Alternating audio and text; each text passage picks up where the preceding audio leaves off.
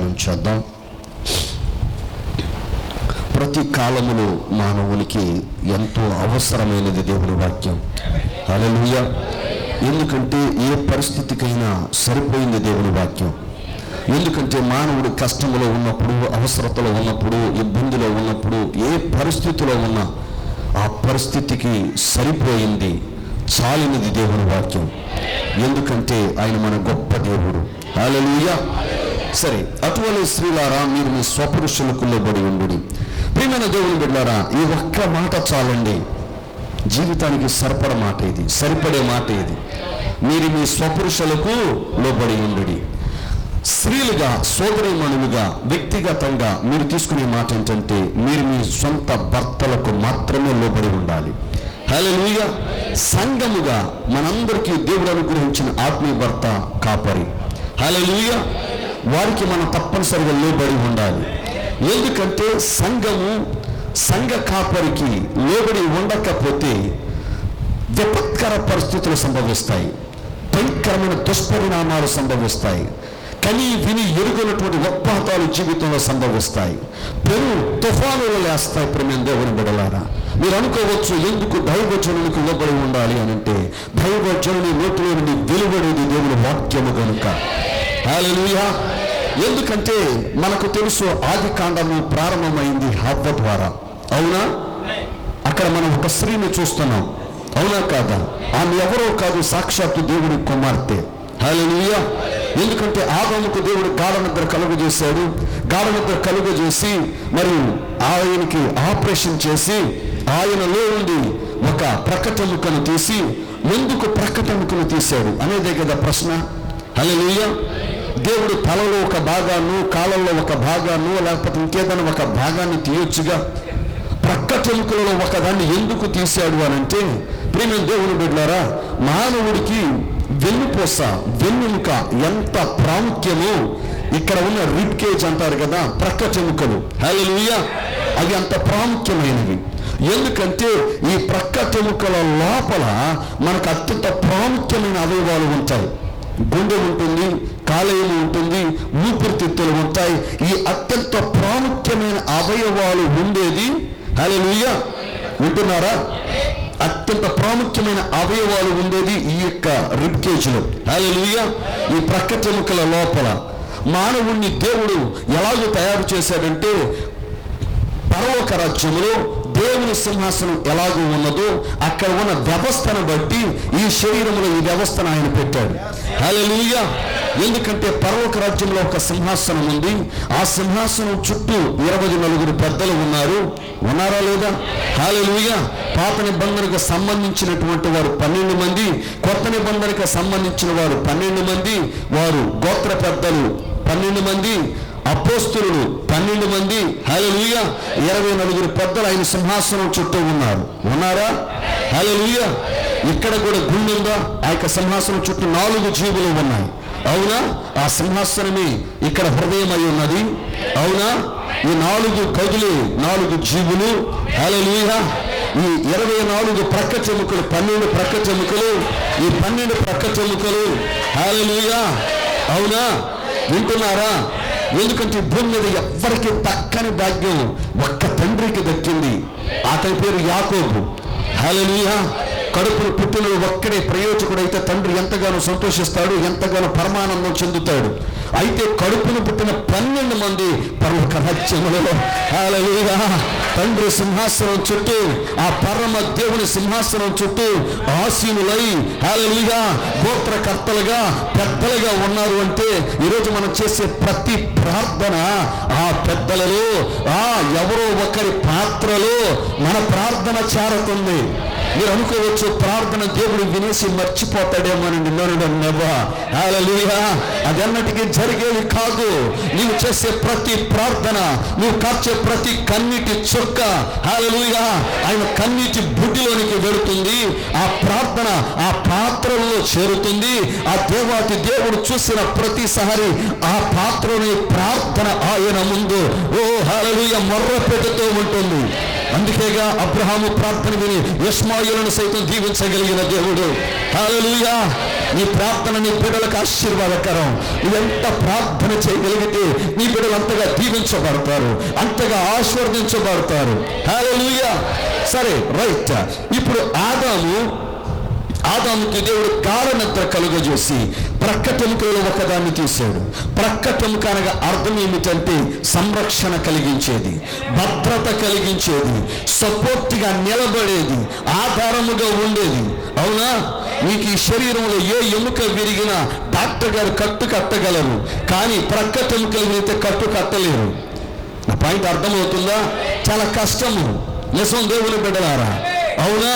ఇప్పుడు ఆదాముకి గాఢ నిద్ర కలుగజేసి ప్రక్కటెముకలో ఒక్కదాన్ని తీసి హవ్వగా తయారు చేసి మనోడు మేలుకొనగానే దేవుడు తీసుకొచ్చి ఎదర నిలబెట్టాడు.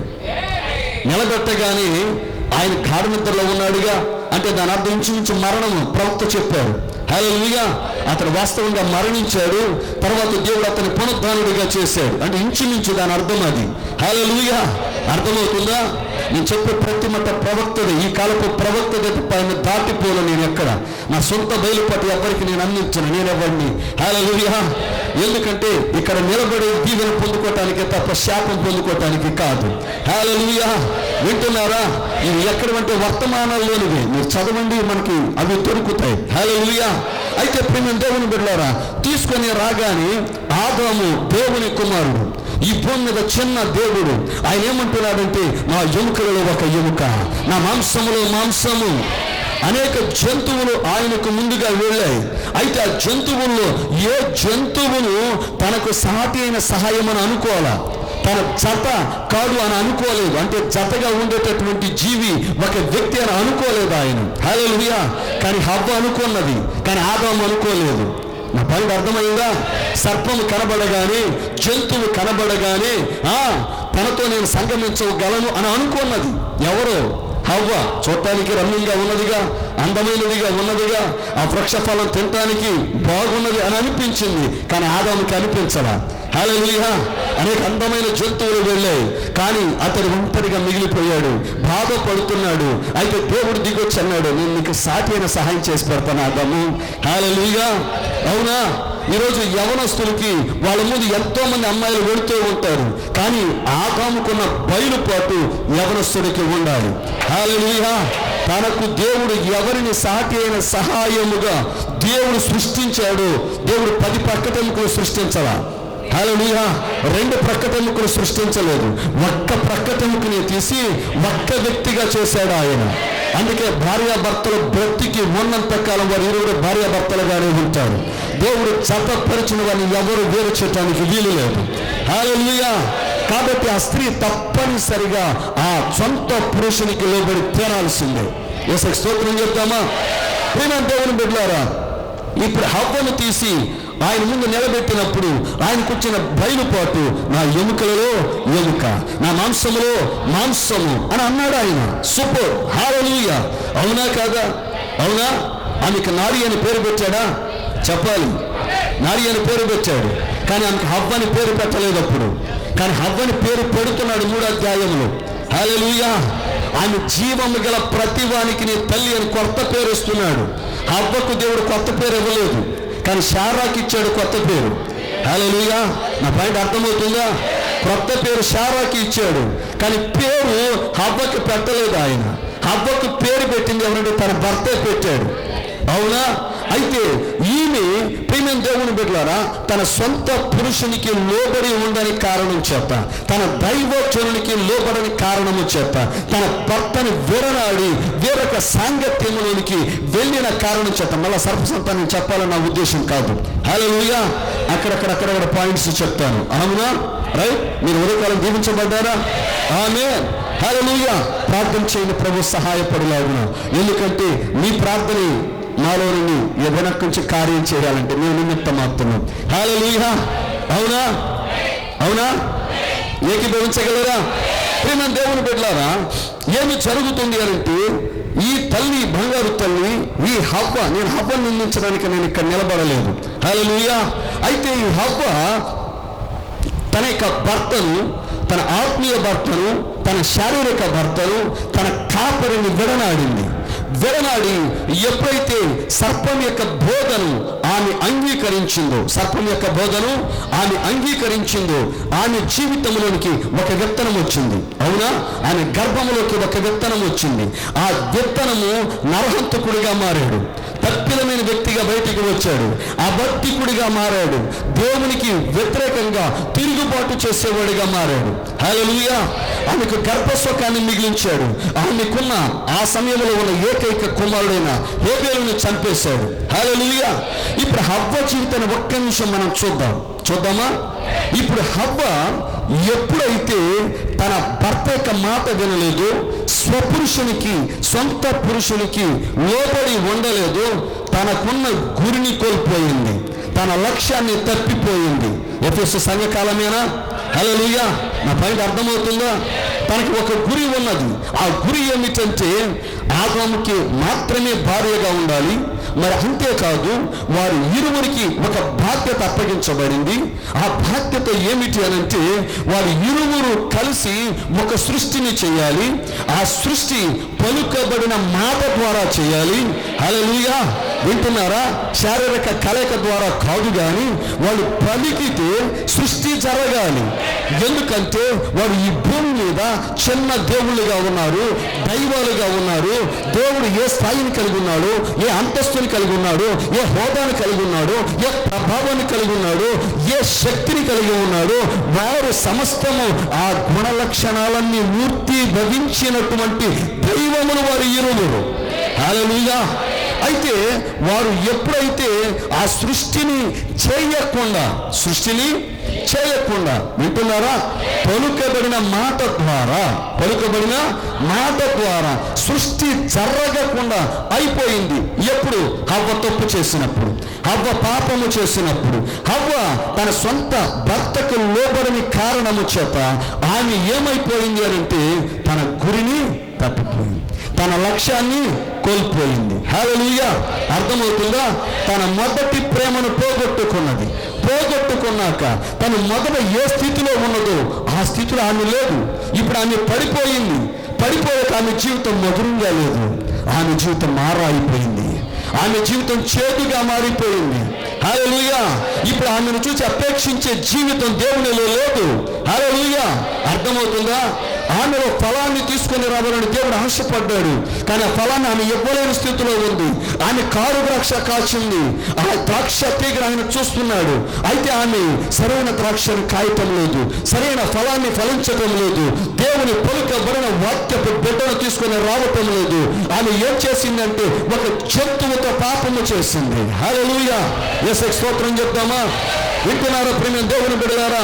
ఎందుకంటే నీవు నీ కాపరికి లోబడకపోతే నీ గురిని నువ్వు కోల్పోతావు, నీ లక్ష్యాన్ని నువ్వు కోల్పోతావు, నీ మొదటి ప్రేమను నువ్వు కోల్పోతావు. నీవు ప్రారంభంలో ఎంత బగబగ మండావో, ఎంత అగ్ని కణముగా ఉన్నావో, ఎలాంటి ప్రార్థన నీవు చేశావో, ఎలాంటి అభిషేకముతో నీవు ఉన్నావో, ఏ విధంగా క్రీస్తు వలె బ్రతకాలని ఆశపడ్డావో అది చల్లారిపోతుంది. ప్రియమైన దేవుని బిడ్డలారా, ఆ చల్లారిపోయిన స్థితిలో నీవు ఉండటానికి వీల్లేదు, పడిపోయిన స్థితిలో ఉండటానికి వీల్లేదు.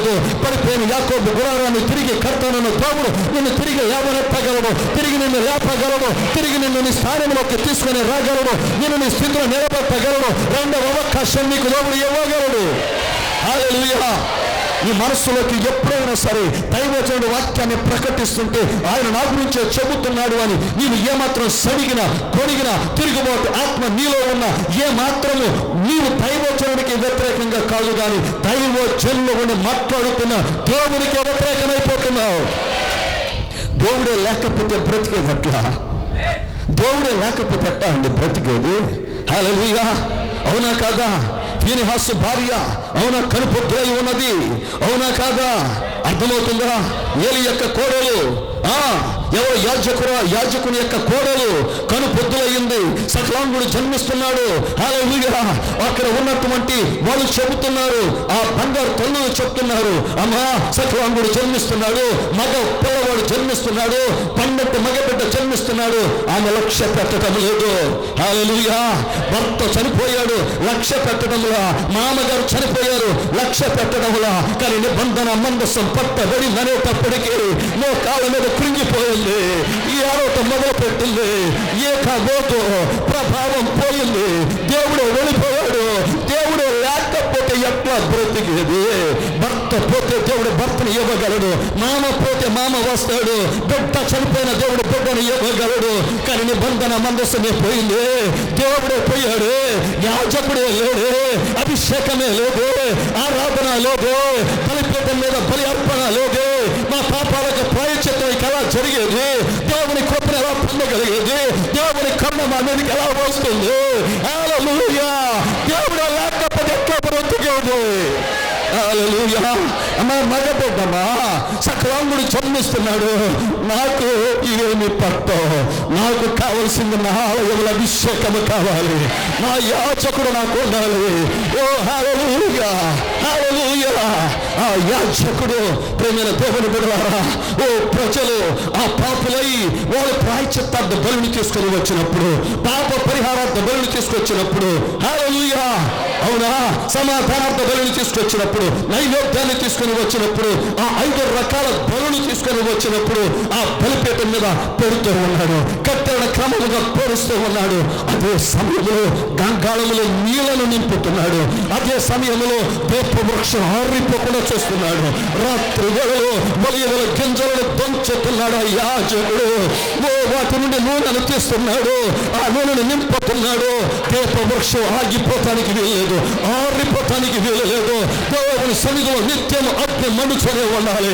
ఓ అగ్ని ఎప్పుడు నిరంతరం మండుచూనే ఉండాలా. ఓ అక్కడికి వెళ్తున్నాడు, సన్నిధి రొట్టెల బల్ల పైన ఆ సన్నిధి రొట్టెలను సవరిస్తూ ఉన్నాడు. హల్లెలూయా. ఓ లోపలికి వెళుతున్నాడు. ఆ యొక్క 4 ద్రవ్యాలు తీసుకొని, వాటిని తీసుకొని ప్రార్థన, విజ్ఞాపన, యాచన, ఓ వీటన్నిటిని తీసుకొని అతను ఏం చేస్తున్నాడో తెలుసా? ధూపాన్ని వేస్తూ ఉన్నాడు. హల్లెలూయా. మరలా ధూపాన్ని వేసి ప్రార్థన సమర్పించి మరలా పరిగెత్తుతున్నాడు. బలిపీఠం మీద అగ్ని ఆరోచానికి వెళ్ళలేదు, దీప వృక్షం అగ్ని తగ్గిపోతానికి, ఆ కాంతి తగ్గిపోతానికి వెళ్ళలేదు. వీటన్నిటి మధ్యలో పరుగులతో యాజకుడు, హల్లెలూయా, యాజకుడు కావాలిగా, దైవజనుడు కావాలిగా, అభిషేకం ఉండాలిగా, ఆరాధన ఉండాలిగా, ఓ దేవుని యొక్క సన్నిధి కావాలిగా. దేవుడు లేకపోతే బ్రతికేది ఎట్లా? హల్లెలూయా. కానీ ఎంత ఉండాలంటే నీవు దేవునికి లోపడాలి, అవునా కాదా? హల్లెలూయా. కాపరికి నువ్వు లోబడాలి. ఆమేన్. ఎందుకంటే ఈ కాపరిలో ఆ ప్రధాన కాపరిని వసిస్తున్నాడు. ఈ శరీరాన్ని ఆయన వాడుకుంటుండగా నీకు అభ్యంతరమే. హల్లెలూయా. ఈ శరీరాన్ని దేవుడు వాడుకుంటున్నాడు, ఈ శరీరాన్ని దేవుడు వాడుకుంటున్నాడు, అవునా కాదా? ఆ శరీరం దేవుడు ఎంత పవిత్రంగా ఉంచాలో ఆయనకు తెలుసు, ఎంత ప్రతిష్టగా ఉంచాలో ఆయనకు తెలుసు. హల్లెలూయా. అది సముద్ర వత్సరమే, కానీ దాని తోలును తీస్తున్నాడు ఆయన, అవునా? దాని వెనుక ఆయన నివాసం ఉంటున్నాడు, అవునా కాదా? అది తుమ్మకర్రి, కానీ అది చెక్కబడింది, దాని ముళ్ళు తీసివేయబడ్డాయి, దాని చర్మం ఒలిచివేయబడింది, దానికి బంగారు తాపడం చేయబడింది, అనగా దైవత్వమే తాపడం చేయబడింది. అభిషేకం దానికి వస్తా ఉన్నది. ఓ దైవత్వానికి సూచన. హల్లెలూయా. ఓ ప్రియులారా, దేవుని నామమును స్తుతించండి. హల్లెలూయా. ఎందుకంటే ప్రియమైన దేవుని బిడ్డలారా, హవ్వ దేవునికి లోబడని కారణం చేత, భర్తకు లోబడని కారణం చేత, తన పాస్టర్కి లోబడని కారణము చేత ఏమైపోయింది? గురిని కోల్పోయిందిగా, లక్ష్య సాధనలో విఫలమైపోయిందిగా, మొదటి ప్రేమను కోల్పోయిందిగా. హల్లెలూయా. తర్వాత చేదుగా మారిపోయింది స్మరణ, తన జీవితం చేదుగా మారిపోయింది. తనని ఎవరు సూచన, అన్నా ఎంతటి ఉపత్వాన్ని తీసుకొచ్చావు, ఎంతటి ఉపద్రవాన్ని నా మీదకి తీసుకొచ్చావు. ఏ ప్రేమలు చనిపోయినా, ఏ కరోనా వచ్చినా, ఏ ప్రకృతి వైపరీత్యాలు సంభవిస్తున్నా, ఏ సునామీలు వస్తున్నా, ఎవరి గుండె నొప్పి వచ్చినా, అవునా కాదా? ఏ తల్లి గర్భవేదనతో హల్లెలూయా ప్రసవ వేదన పడుతున్నా, ప్రతి సమయంలో గుర్తుకు వచ్చేది హవ్వగా. హల్లెలూయా. అవును కదా అమ్మా, ఎందుకు ఇలా చేశావు? అవునా కదా?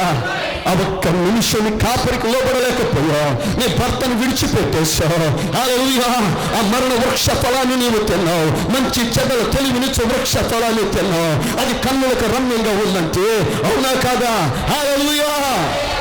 శరీరాశను జయించలేకపోయావు, నేత్రాశను జయించలేకపోయావు, జీవప్రంభాన్ని జయించలేకపోయావు. సాక్షాత్తు దేవుని వలె మారాలనుకున్నావు, మారేదండి నువ్వు దేవుడివేగా. హల్లెలూయా. నీవు మారేదేంటి? కొత్తగా సాధించేదేంటి?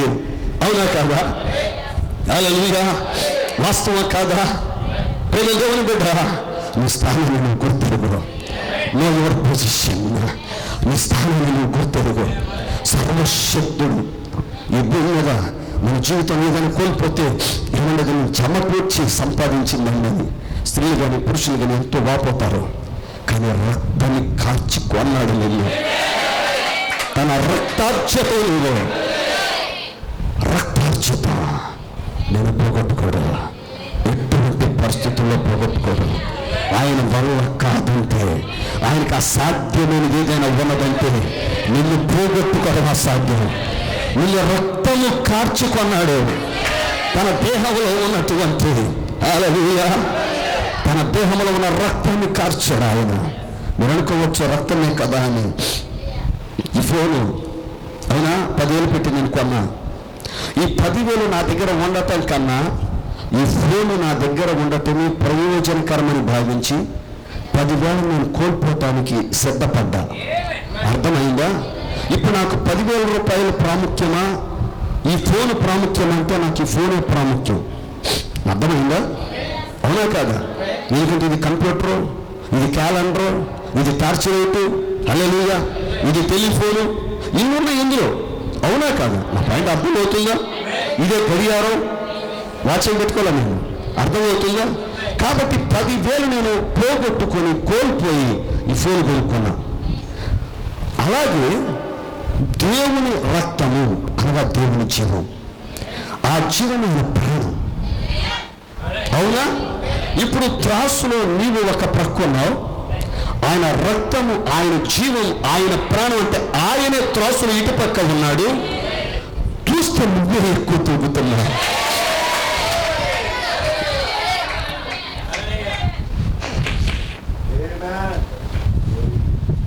ఇప్పుడు ఆయనకు ఆయన ఎంత ప్రాధాన్యత ఇచ్చుకుంటాడో అంతకన్నా ఎక్కువ ప్రాధాన్యత ఆయన నీకు ఇచ్చాడు. ఎంత ప్రాధాన్యత ఇచ్చి నేను కొనుక్కున్నాక నేను పోగొట్టుకుంటాడా? నేను కోల్పోతాడా? నేను నశించిపోతుంటే చూస్తా ఉంటాడా? హల్లెలూయా. ప్రేమ దేవుని బిడ్డ, హల్లెలూయా. మన స్థానం అర్థమైపోతుందా? మన స్థాయి అర్థమైపోతుందా?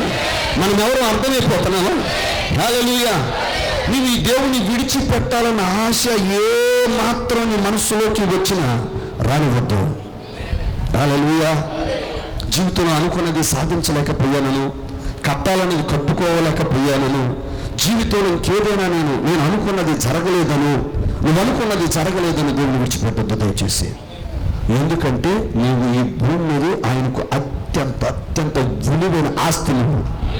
అందుకే ఒక ఆత్మ 10,000 ప్రపంచాల కంటే విలువైనది అన్నాడు ఆయన. హల్లెలూయా.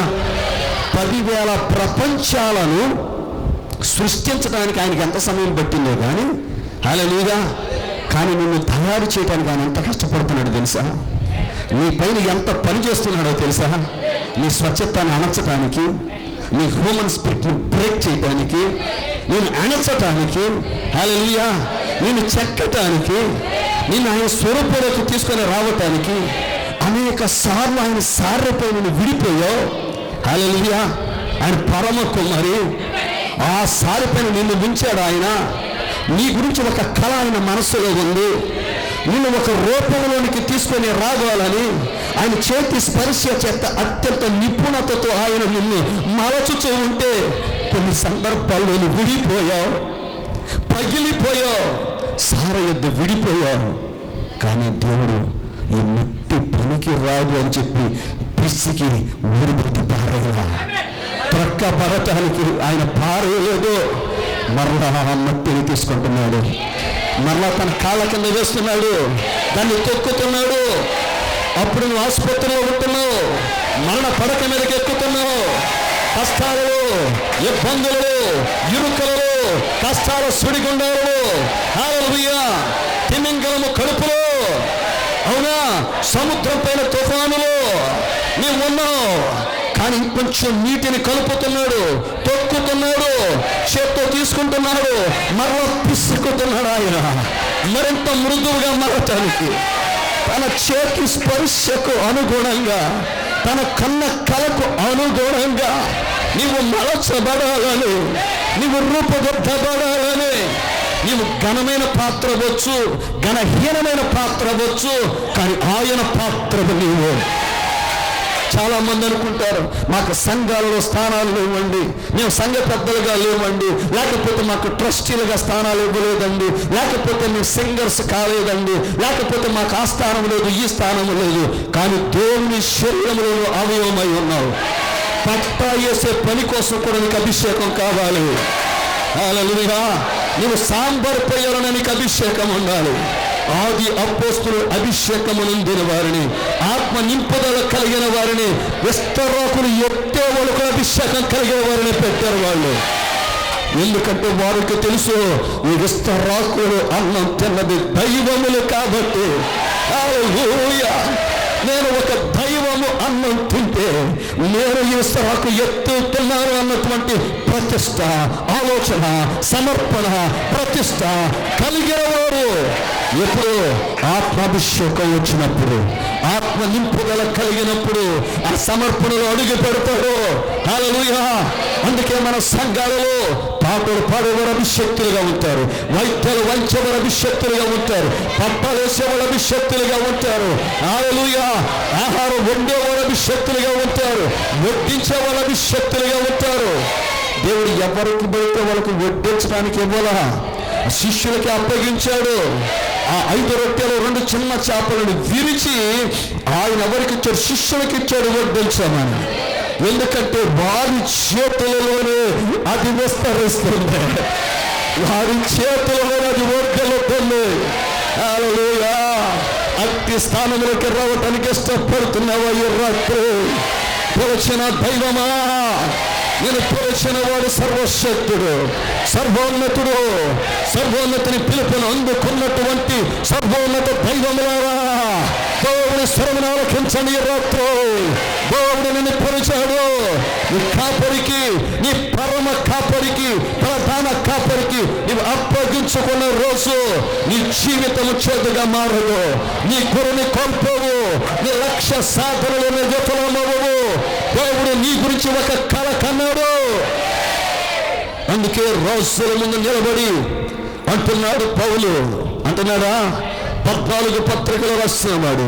అరేబియా ఎడారిలో ప్రభుతో గడిపిన వాడు, మండు పండలో ఇసుక మీద పడుకున్నవాడు.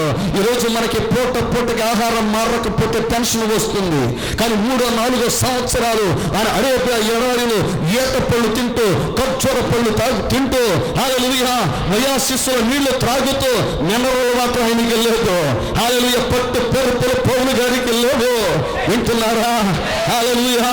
కానీ నేను రాయబోయేది బైబిల్ అవ్వబోతుంది, ప్రజల జీవితాల మార్చబోతుంది, బ్రతుకులను పండగ చేయబోతుంది, వాటిని పరిశుద్ధంగా మార్చబోతుంది. హల్లెలూయా. నా వంటి దరిద్రుని పర్వత రాజ్యపు మహిమకు పంచుతుంది ఈ వాక్యము. ఎన్ని వేల మంది, ఎన్ని లక్షల మంది, ఎన్ని కుటుంబాలు బాగుపడ్డాయి ఆయన త్యాగం వల్ల, ఆయన సమర్పణ వల్ల, ఆయన ప్రతిష్ట వల్ల, ఆయన వైరాగ్యం వల్ల. హల్లెలూయా. ప్రేమైన దేవుని బిడ్డ, వాస్తవమా కాదా? వాస్తవమా కాదా? అప్పుడు రోజుల ముందు నిలబడి అంటున్నాడు, రాజా, ఆ పరలోక దర్శనానికి అవిధేయుని కాను. I was not to be disobedient to the heavenly vision. Hallelujah.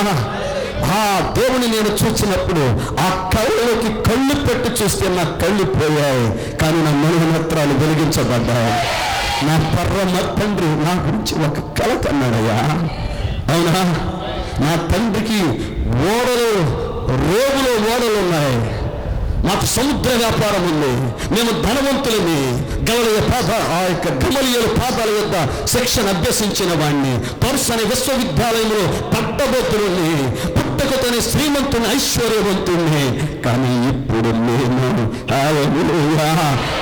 నా తండ్రి కన్న కలను నెరవేర్చడానికి సిద్ధపడి వచ్చానయ్యా. హల్లెలూయా. ఓడ పగిలిపోయిన, సముద్రంలో 3 రాత్రింబగలు గడపాల్సి వచ్చిన, దొంగల వల్ల ఆపదల్లో ఉన్న, స్వజనుల వల్ల ఆపదల్లో ఉన్న, కపట సహోదరుల వల్ల ఆపదల్లో ఉన్న, నా దేహం ఛిద్రమవుతున్న, 1 తక్కువ 5 సార్లు ఆ 40 దెబ్బలు, 3 సార్లు 4 సార్లు నేను తిన్నా. హల్లెలూయా. నాకు జ్ఞాపక శక్తి తక్కువ, నన్ను మన్నించండి తప్పుని చెబితే. మీ అందరికీ తెలుసు. హల్లెలూయా. అవునా కాదా? వింటున్నారా? అవునా? ఇన్ని శ్రమలు అనుభవిస్తున్నా కారణం ఆ కళ. నా పరమ తండ్రి నా గురించి ఒక కళ కన్నాడు. ఆ కళను నేను నెరవేర్చాలి, ఆ కళను నేను నెరవేర్చాలి. నాకు ఒక స్థానాన్ని ఇచ్చాడు, ఆ స్థానంలో నేను నిలబడాలి. ఎంత కష్టమైనా పర్వాలా, ఖర్చు ఏదైనా పర్వాలా, నా ఆరోగ్యం క్షీణించిపోయిన పర్వాలా, నాకు బట్టలు లేకపోయినా పర్వాలా, నన్ను నా దేహాన్ని క్షుద్రం చేసిన పర్వాలా, పిచ్చి కుక్కను కొట్టి ఊరి బయటకు ఈడ్చిన పర్వాలేదు. నా తండ్రి, నా తండ్రి, నా తండ్రి, నా పరమ తండ్రి నా గురించి ఒక కళ కన్నాడు. ఆ కళను నేను నెరవేర్చి తీరతాను. అగిరిప్రాజు అంటున్నాడు, ఇంత సులభంగా నేను క్రైస్తవుని చేర్చుచున్నావు అంటున్నాడు. హల్లెలూయా. ఓ రాజా, నేను క్రైస్తవునిగా చేయటం అంటే నా లక్ష్యం ఒకటే, ప్రతి ఒక్కరి పరిపూర్ణునిగా చేసి, ప్రతి ఒక్కరిని పరిపూర్ణునిగా చేసి ఆ పరమ తండ్రి ఎదురు నిలబెట్టాలన్నది ఆశయా. పరమ తండ్రి ఎదురు నిలబెట్టాలని ఆశ. అంత తప్ప అదే తప్ప మాకు ఇంకేం ఆశలు లేవు. సమస్తాన్ని నష్టపరుచుకుని పెంటతో సమానంగా ఉంచుకొని వచ్చానయ్యా అంటున్నాడు అపోస్తలుడైన పౌలు. నిలబడి చెప్పగలుగుతున్నాడు, నేను క్రీస్తుని పోలి నడిచిన ప్రకారం, నడుచుచున్న ప్రకారం మీరు నన్ను పోలి నడుచుకోండి. హల్లెలూయా. మరి క్రీస్తు ఏం చెప్పాడు? నాలో పాపమున్నదని ఎవడు నిరూపించగలడు? హల్లెలూయా. శబ్దాలతో కూడిన పరిచర్య చేశాడు మన యేసయ్య. మరి అపోస్తలుడైన పౌలు చెప్పింది, నేను క్రీస్తుని పోలి నడుచుకుంటున్న ప్రకారం నన్ను పోలి నడవండి, నేను మీకు ప్రతిబింబమై ఉన్నా, పరలోక రాజ్యపు ప్రతిబింబమై ఉన్నా, నన్ను చూసి నడవండి. వెలుచూపు వలన కాదు, విశ్వాసం వల్ల నడుచుకొనిచున్నా. చూచేదాన్ని బట్టి కాదు, we are not walking by sight, we are walking by faith. విశ్వాసాన్ని బట్టి నడుస్తున్నాం, కనబడని మెట్లు ఎక్కుతున్నాం. హల్లెలూయా. పౌలు ఎవరండి? హల్లెలూయా. పౌలు గారి జీవితాన్ని చదువుతుంటే పిచ్చెక్కిపోద్దంతే. అవునా కాదా? అవునా? కొరింథీయులో చూస్తున్నాడు, అబ్బాయిలో నేను మీకు బలమైన మాంసం పెట్టాలనుకున్నా, కానీ మీరు ఇంకా పాలుతున్న శిష్యులుగానే ఉన్నారు. హల్లెలూయా. ఈరోజు దైవజనులైన సంఘాన్ని అంటే సంఘం చాలా బాధపడే స్థితిలో ఉంది. కానీ పౌలయ్య గారు ఏమంటున్నారు చెప్పాలి. కొరింథీ సంఘాన్ని చూసి బేబీ చర్చ్ అంటున్నాడు. అన్నాడా లేదా? దైవజనులు అద్భుతమైన సాక్ష్యం చెప్పారు. నేను ఇక్కడికి వచ్చినప్పుడు రాకముందు కూడా మా సంఘం ఎదిగిన సంఘం అన్నది నాకు చాలా సంతోషం అనిపించింది. నిజం. కానీ ఆ రోజు పౌలు గారు ఏమంటున్నారో తెలుసా? ఏమంటున్నారు? నేను మీకు మాంసం, 3వ అధ్యాయంలో ఉంది కదా, అక్కడ ఇంగ్లీష్లో మీట్ అని ఉంది. అన్నం కాదు, మాంసంతో నేను మిమ్మల్ని పెంచాలనుకున్నా, కానీ మీరు పాలు తాగే శిష్యులుగానే ఉన్నారు. హల్లెలూయా.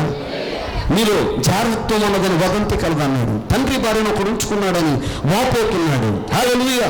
సంఘంలో వరాలు ఉన్నాయి, తలంతులు ఉన్నాయి, ఫలాలు ఉన్నాయి. ఆ వరాలు ఎలా పని చేయించుకోవాలో వాళ్ళకి తెలియటం వల్ల క్రమం లేని సంఘముగా ఉన్నది. అయితే దాన్ని క్రమపరుస్తున్నాడు. హల్లెలూయా. అవునా కాదా? అవునా? ఎవరి స్థానంలో వాళ్ళు నిలబడాలయ్యా. ఒక ఆత్మను మనం పానం చేశాం, ఒక ఆత్మను మనం బాప్తిసం పొందాం. క్రీస్తు శరీరములో మనమందరం అవయవములుగా ఉన్నాం. ఒక్కొక్క అవయవానికి ఒక్కొక్క పని ఉన్నది. ఒకరు ప్రవచించే వాళ్ళు, ఒకరు స్వస్థపరిచే వరం, హల్లెలూయా, ఒకరికి భాషలు మాట్లాడే వరం, ఒకరి భాషలకు అర్థం చెప్పే వరం. ఇలాగ సంఘాన్ని క్రమపరుస్తున్నాడు. హల్లెలూయా. ఒక్కొక్క మర్మాన్ని వాళ్ళ కొరకు తెరుస్తున్నాడు, ఒక్కొక్క మర్మాన్ని వాళ్ళ కొరకు విప్పుతున్నాడు. ఎందుకంటే ఇతను మామూలుడు కాదుగా. మామూలుడా? బ్రతికి ఉన్నప్పుడే పరలోకానికి వెళ్ళొచ్చినాడు. అవునా? హల్లెలూయా. నేను ఆ మనుషుని బట్టి అతిశయపడుతున్నా. ఒక వ్యక్తి వెళ్ళాడు పైకి, హల్లెలూయా, ఎవరు ఉచ్చరింప శక్తి కానీ మాటలు విన్నాడు. నేను ఈ వ్యక్తిని బట్టి అతిశయపడటంలో లోపల ఒక అంతరంగ పురుషుడు ఉన్నాడు. అంతరంగ పురుషుడు అక్కడికి వెళ్ళొచ్చాడు. ఈ కాల పరిధిని దాటి వెళ్ళొచ్చాడు. ఈ కాలం అనే తెర, ఈ శరీరం అనే తెరను దాటుకుని అవతలికి వెళ్ళాడు. హల్లెలూయా, అవునా? అక్కడ మనుషులను చూచొచ్చాడా? చెప్పాలి. నా పాయింట్ అర్థమవుతుందా? కొంచెం వేగంగా పెడుతున్నాను, క్షమించండి.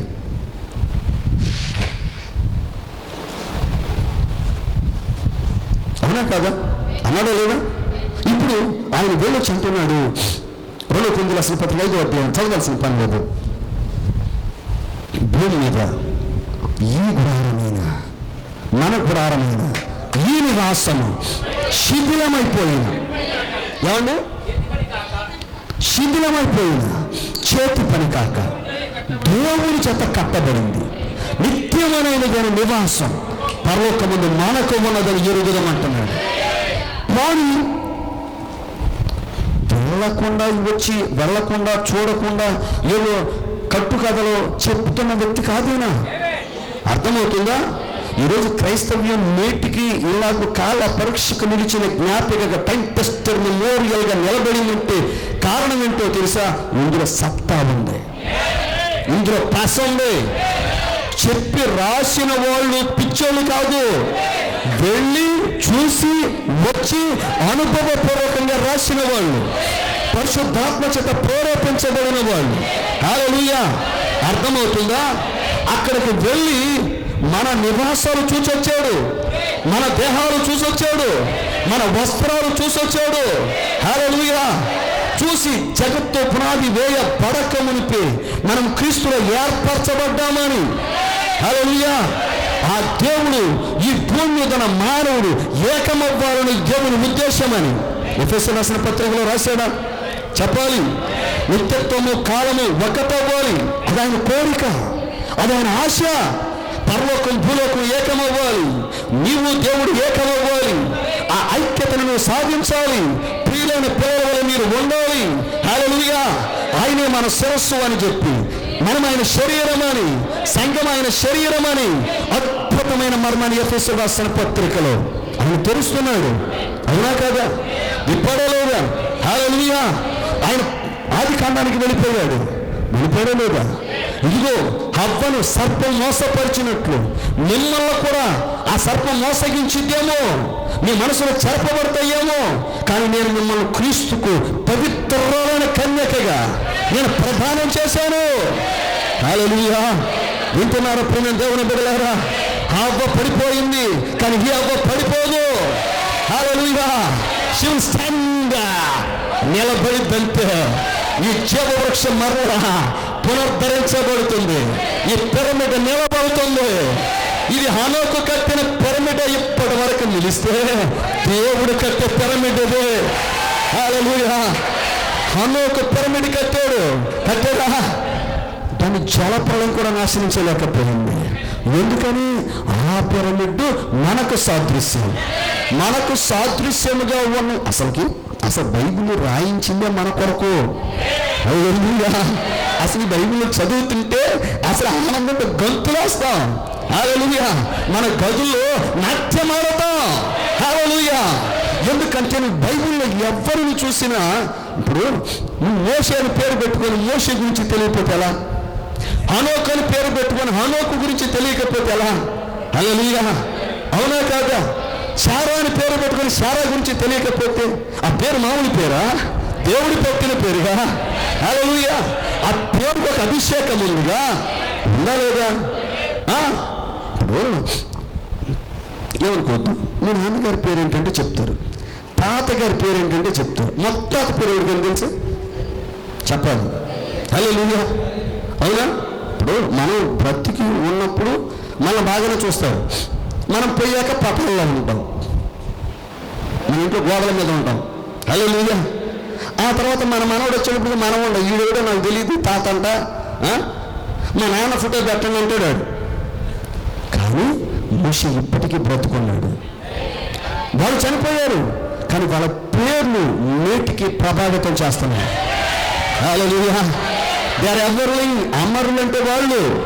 హల్లెలూయా. ఒక మోషే, ఒక హనోకు, ఒక అబ్రహాము, హల్లెలూయా చెప్పాలి, ఒక రాహాబు అన్నా కదా, ఒక రూతు, ఒక యోసేపు, ఒక ఎస్తేరు. ఒక్కొక్క పేరుకున్న వెయిట్ ఏంటండి అసలు? హల్లెలూయా. అసలు పేరుకున్న బరువు ఏంటి? అసలు పేరుకున్న తూకం ఏంటి? హల్లెలూయా. పేరు చెబితే చాలు కదా. ఎస్తేరు అంటే ప్రపంచానికి పట్టపురాణి అని గుర్తొస్తుందా లేదా చెప్పాలి.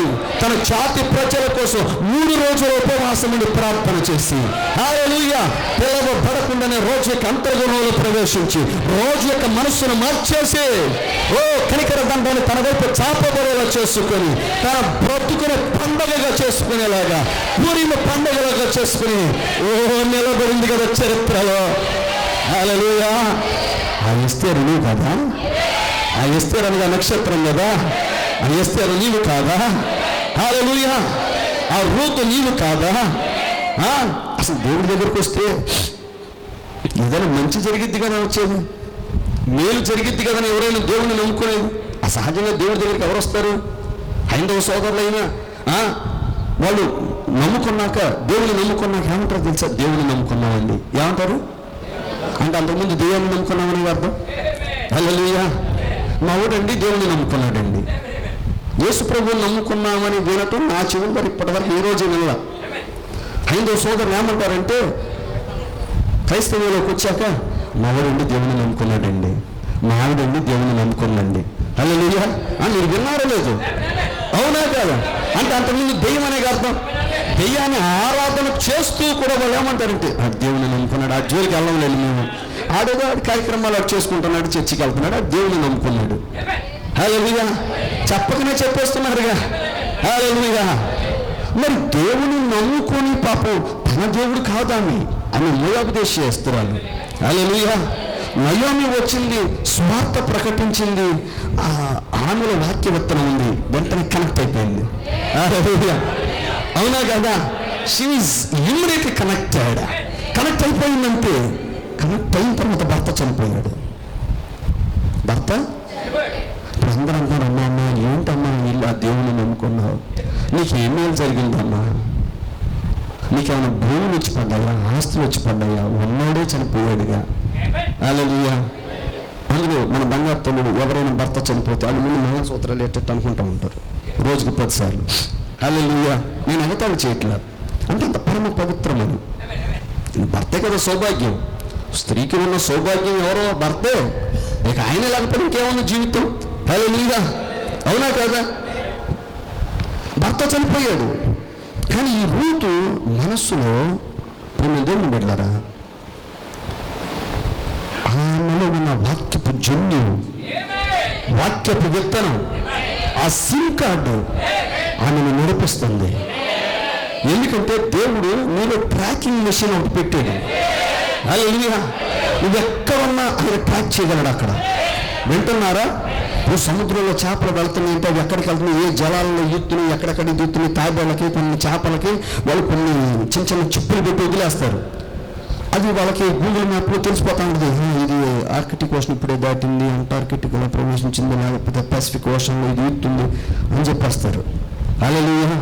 మన దేవుడు మనకు ఒకటి పెట్టాడు, పెట్టి భూమి మీద పంపించాడు, ఎక్కడున్నా ఆయన ట్రాక్ చేస్తాడు. హల్లెలూయా. అందుకే దావీదు మహారాజు అంటున్నాడు, అయ్యా నేను రెక్కలు కొట్టుకొని, అర్థమైందా, నేను పాతాళానికి వెళ్ళిన, సముద్ర గర్భానికి వెళ్ళిన, నువ్వు అక్కడ ఉన్నావు అంటే అర్థం ఏంటి? నేను నీకు మరుగుగా ఉండలేను, నువ్వు నన్ను ట్రాక్ చేయగలవు. యోనాను ట్రాక్ చేశాడా? సరే, రూతు ఇప్పుడు నయోమి ఆమె ఏం చేస్తుంది? నడిపిస్తుంది. అవునా? హల్లెలూయా. ఆమె మొదటి భర్త చనిపోయాడు, మొదటి భర్త వ్యాధి కలిగిన వాడు, మొదటి భర్త రుణగ్రస్తుడు, మొదటి భర్త ఆరాధనను విడిచిపెట్టినవాడు, మొదటి భర్త బెత్లెహేమును వదిలేసిన వాడు. హల్లెలూయా. అవునా? వారు బెత్లెహేమును విడిచిపెట్టారా? బెత్లెహేము అనగా రొట్టెల గృహమేనా? హల్లెలూయా. రొట్టెల గృహాన్ని విడిచిపెట్టి మోయాబు దేశానికి వెళ్ళారు. వింటున్నారా? నీవు ఈ దేవుని విడిచిపెట్టి వాళ్ళకి కరువు వచ్చిందని చెప్పి వేరే దేశానికి వెళ్ళారు. కరువు వచ్చిందని పక్క దేశానికి వెళ్ళారు. హల్లెలూయా. ఇక్కడ ఆహారమే లేదు, అక్కడ ఆహారం తినేవాళ్ళే చచ్చిపోయారు. వింటున్నారా? ఇక్కడేదో కొంచెం కరువు వచ్చిందని, దేవుని సందర్శన లేదని చెప్పి, హల్లెలూయా, తిరిగి దేవుడు సందర్శించే వరకు వాళ్ళు అక్కడ ఉండాలి. ఉండాలి వద్దా? నీ జీవితంలో కష్టం వచ్చిందని నేను ఒకటి చెప్తే, ఎక్కడికి వెళ్ళినా మన ఇంట్లో తేలుందని బయటకు వస్తే పాము ఎదురైద్ది, ఇంట్లో నక్కుందని బయటకు వస్తే సింహం ఎదురవుతుంది. నా పాయింట్ అర్థమైందా? నీవు దేవుని విడిచిపెట్టి నువ్వు ఎక్కడికి వెళ్ళాలనుకున్నా నీ వల్ల కాదు. గుర్తుపెట్టుకో, దేవుడు ఒక్కసారి నిన్ను పిలిచాక, అర్థమవుతుందా? నేను కాకపోతే దేవుడికి ఎంతో మంది ఉన్నారు, ఎవరినైనా వాడుకోగలరు, నన్ను వదిలే ప్రభువా అని నువ్వు అన్నా నిన్ను విడిచిపెట్టే దేవుడు. ఒక్కసారి ఆయన అబ్బా వీళ్ళు ఎన్నుకున్నాను, వీడు నా పని చేయటం లేదు, వీళ్ళు వదిలేద్దాంలే, ఈ కర్మకి వదిలేద్దాం, నేను ఇంకెవరినైనా ఎన్నుకున్నా. ఆయన ఎవరినైనా ఏదైనా చేయగలరు కదా. హల్లెలూయా. అనుకొని వదిలేసేవాడు కాదు, నేను ప్రకటిస్తున్న దేవుడు. హల్లెలూయా. హవ్వ పాపంలో పడింది కదా, హవ్వను వదిలేసాడు కదా, నన్ను వదిలేస్తాడని అనుకోబాక. ఒకటే గుర్తుపెట్టుకో. హల్లెలూయా. అర్థమవుతుందా? నువ్వు అవ్వవు కాదు, నువ్వు శారావి. గుర్తుపెట్టుకో. నువ్వు ఎవరితో పోల్చుకోవాలి, వాళ్ళతో పోల్చుకోవాలి. నువ్వు ఎవరిలో నీ ప్రతిబింబం చూసుకోవాలి, వాళ్ళలోనే చూసుకోవాలి. చాలామందికి బైబిల్లో రాంగ్ క్యారెక్టర్స్లో, వింటున్నారా, ఒక సౌలులోను, ఒక హామానులోను, లేకపోతే ఇంకొకలోనూ చూసుకుంటారు. అర్థమవుతుందా? ఒక స్త్రీ నిజమైన స్త్రీ అయితే చిన్న అద్దం ముందు నిలబడదాన్ని. అర్థమవుతుందా? నిలువుటెత్తు అద్దం ముందు నిలబడిద్దాన్ని. ఆమె ఇంట్లో నుండి బయటకు వచ్చేటప్పుడు నిలువుటెత్తు అద్దం ముందు నిలబడి తన కేశ అలంకరణ ఎలా ఉంది, తన వస్త్రాలంకరణ ఎలా ఉంది, తన యొక్క శరీరం అత్యంత పవిత్రమైనది, ఎవ్వరికి కనపడకూడదు, నా భర్త ఎవ్వరికి అగుపించకూడదని తాను సంపూర్ణంగా రేపప్ చేసుకొని ఆమె అద్దం ముందు నిలబడి బయటకు వస్తుంది. హల్లెలూయా. ఇప్పుడు ఈ సంఘం అనే స్త్రీ కూడా ఇక్కడ వాక్యం అనే అద్దం ఉన్నది. ఇప్పుడు ఈ అద్దం ముందు ఆమె నిలబడుతుంది. హల్లెలూయా. అవునా? ఈ అద్దంలో నిన్ను నువ్వు చూసుకున్నప్పుడు ఎక్కడ లోపం ఉందో, ఎక్కడ మచ్చ ఉందో, ఎక్కడ ముడుతుందో, ఎక్కడ కళంకం ఉందో, ఎక్కడ స్రావం ఉందో, ఎక్కడ కొరుకుడు ఉందో, ఎక్కడ గజ్జుందో, ఎక్కడ చర్మవ్యాధి ఉందో అన్నీ తెలుస్తాయి. కానీ మనకున్న మంచి అలవాటు ఏంటంటే పక్కన తీసుకొచ్చి నిలబెడతాం. I'm very sorry. హల్లెలూయా. నీవు నీ పక్కన తీసుకొచ్చి నిలబెట్టబాక, నీ కాపరిని తీసుకొచ్చి నిలబెట్టబాక. హల్లెలూయా. నీవు మాత్రమే నిలబడటానికి దేవునికి వాక్యం అని అర్థం ఇచ్చావు. హల్లెలూయా. చాలా మంది సంఘానికి వచ్చినప్పుడు సంఘ కాపరిని, పాస్టర్మ గారిని, సంఘ పెద్దల్ని, ట్రస్టీలని, పక్కనోళ్ళని తీసుకొచ్చి నువ్వు నిలబడి అర్థం. నేను పరలోక రాజ్యానికి వెళ్ళవా? Are you not interested in going to heaven? పరలోక రాజ్యానికి వెళ్ళడానికి నీకు ఆసక్తి లేదా? హల్లెలూయా. నీకు ఆసక్తి ఉంటే నీవు నిలబడు. రూతు ఓర్పాను పట్టించుకోరా? వింటున్నారా? రూతు ఓర్పాన్ని నిలబెట్టిందా? అమ్మ ఓర్ప వెళ్ళిపోతుంది, నేను కూడా వెళ్ళిపోతా. ఎంతైనా నా తోడుకోళ్ళ కదా, నా అత్తతో కాదు తోడుకోళ్ళతో ప్రయాణం ఉంటే చాలా హ్యాపీగా ఉంటుంది. అవునే కదా? అరే నా తోడుకోళ్ళు వెళ్ళిపోతుంది, నేను కూడా వెళ్ళిపోతాను అనుకున్నదా? ఆమెకు ఒక దర్శనం ఉంది. ఆమెను గూర్చి ఆమె తండ్రి కన్న కళ ఆమెకు జ్ఞాపకం వస్తుంది. ఆ కళ ఆమెను నిలవనివ్వటంలా. నీవు పుట్టింది మోయాబు దేశంలో అవ్వచ్చు, కానీ నీవు చనిపోయేది బెత్లెహేము. కానీ ఆమెలో దేవుడు నాటిన వాక్యపు విత్తనం, ఉంచిన వాక్యపు చదువు ఆమెను నడిపిస్తుంది. నీ లోపల దేవుడు పెట్టే స్వరం విను, దేవుడు చెప్పే స్వరం విను, దేవుడు పలికే స్వరం విను. ఆ పక్షి రోజు కేకకు చెవియొద్దు. ఎవరో నీ చెవిలో ఏదో మాట్లాడితే స్వరం వినొద్దు. ఎందుకంటే నువ్వు మామూలు వ్యక్తివి కాదు, నువ్వు దైవానివి. హల్లెలూయా. భర్త చనిపోయినా సరే ఎంతమంది ఎన్ని మాటలు నా దేవుని నమ్ముకున్నావమ్మా? వాళ్ళ దేవుడు ఆహారం పెట్టలేనుడు కాబట్టి వాళ్ళు బెత్లెహేము నుండి ఇక్కడికి వచ్చారు ఆహారాన్ని వెతుక్కుంటూ. వాళ్ళ దేవుని నమ్మావు, వాళ్ళ పిల్లల్ని చేసుకున్నావు, భర్త చనిపోయాడు. కానీ ఆమెకు అర్థమవుతుంది, my destiny is in another land. Hallelujah. అవునా కాదా? నా కర్మ ఫలం ఇక్కడ కాదు, మరొక దేశంలో. అక్కడ బోయసు ఉన్నాడు. బోయసు అనగా సర్వశక్తి మంత్రిత్వం ఆయనలో ఉన్నది. అతడు రక్త సంబంధి అయిన విమోచకుడు. హల్లెలూయా. విడిపించుటకు సమర్థుడు. విడిపించే వరకు విశ్రాంతి తీసుకొననివాడు. ఆమెను విడిపించడమే కాదు, ఆమె ఆస్తిని సైతం విడిపించగలవాడు. మనలను విడిపించడమే కాదు, మన స్వాస్థ్యమైన ఈ భూమిని విడిపించే దేవుడు. హల్లెలూయా. ఆయన విడిపిస్తున్నాడా?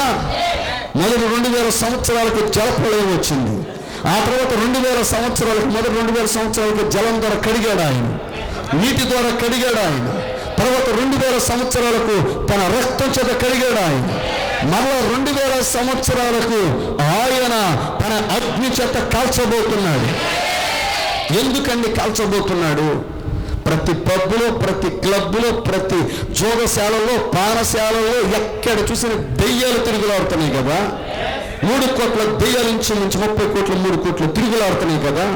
వీటన్నిటిని కాల్చొద్దా? హల్లెలూయా. ఈ పాపాన్ని కాల్చొద్దా?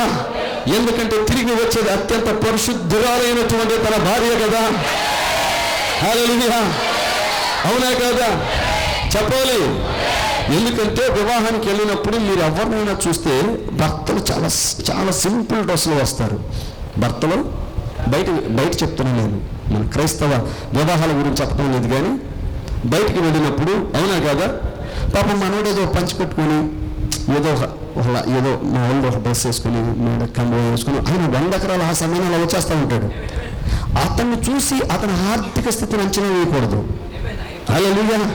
ఆయన వెనక ఆయన పట్టపురాణం వస్తూ ఉంటుంది. హల్లెలూయా. ఆమెకున్న ఆభరణాలు, ఆమెకున్న వస్త్రాలంకరణ, లోకం సంగతి ఎందుకు చెప్పినది, ఆత్మీయ స్థితిలో మనం అలాగే ఉండాలి. దాని గురించి నేను చెప్తాను. ఎందుకంటే భర్త హోదాను ప్రతిబింబించేది భార్య. హల్లెలూయా. అందుకే ఆయన సమస్తం కోల్పోయి అన్ని మనకిచ్చాడు ఆయన. యేసుకి స్తోత్రం చెప్దామా? ఎందుకంటే ఇప్పుడు ఈ రోజు నిన్ను చూస్తే నీ దేవుని స్టేటస్ ఏంటో తెలియాలి. అర్థమవుతుందా? నీ భర్త స్టేటస్ ఏంటో తెలియాలి. కాబట్టి నువ్వు చేసే ప్రతి కార్యము నీ భర్త స్టేటస్ నిలబెట్టేదిగా ఉండాలి. ఆయన తల దించుకునేదిగా ఉండకూడదు. ఆయన తల సగర్వంగా ఎత్తుకునేది నువ్వు జీవించాలి. నేను క్రైస్తవుని క్రిస్టియన్. ఇక్కడ ఒక క్రైస్తవుడు వెళుతున్నాడు. క్రైస్తవుడు క్రీస్తుని నామమును బట్టి బ్రతుకుతున్నాడు. కాబట్టి క్రీస్తు తల ఎత్తుకునేలా బ్రతకాలి. ఇప్పుడు రూతు ప్రయాణం కడుతుందా? హల్లెలూయా. దేవుడు బోయజును సిద్ధపరిచాడా?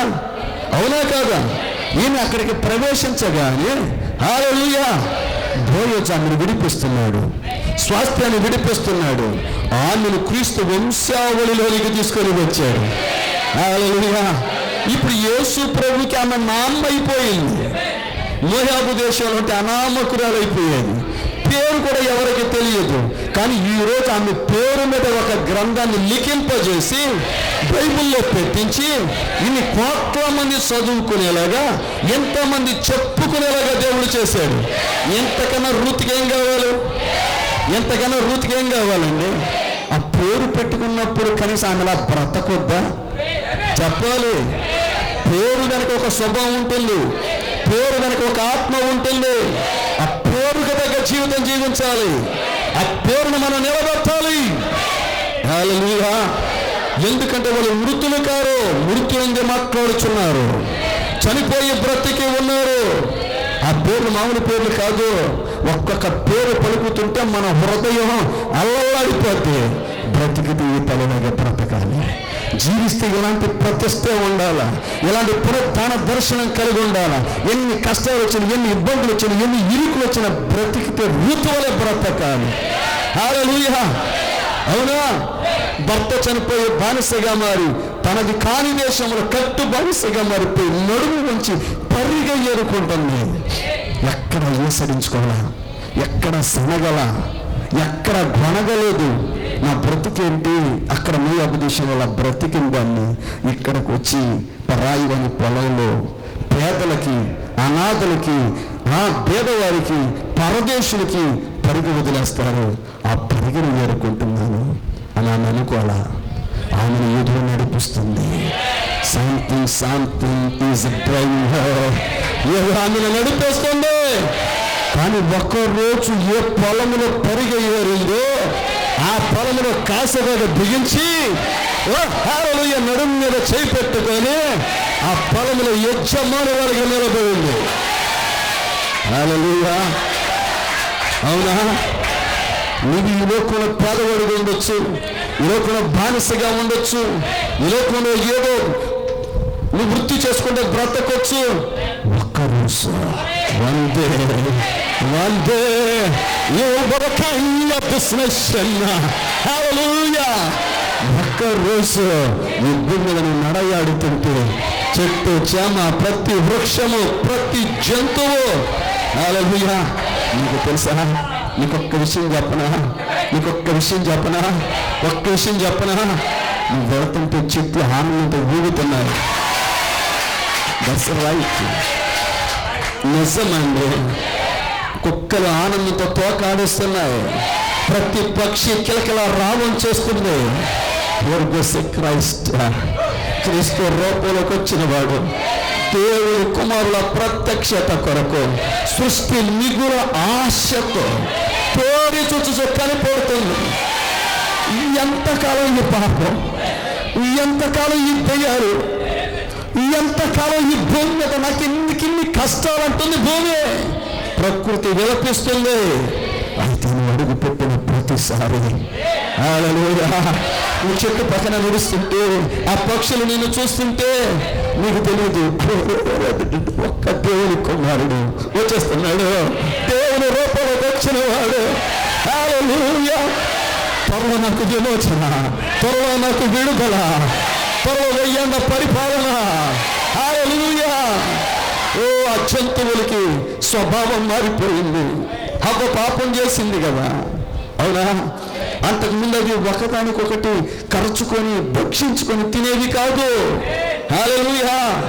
కలిసి ఉండేవి. సింహము గొర్రెపిల్ల కలిసి బ్రతికేయండి, అవునా కాదా?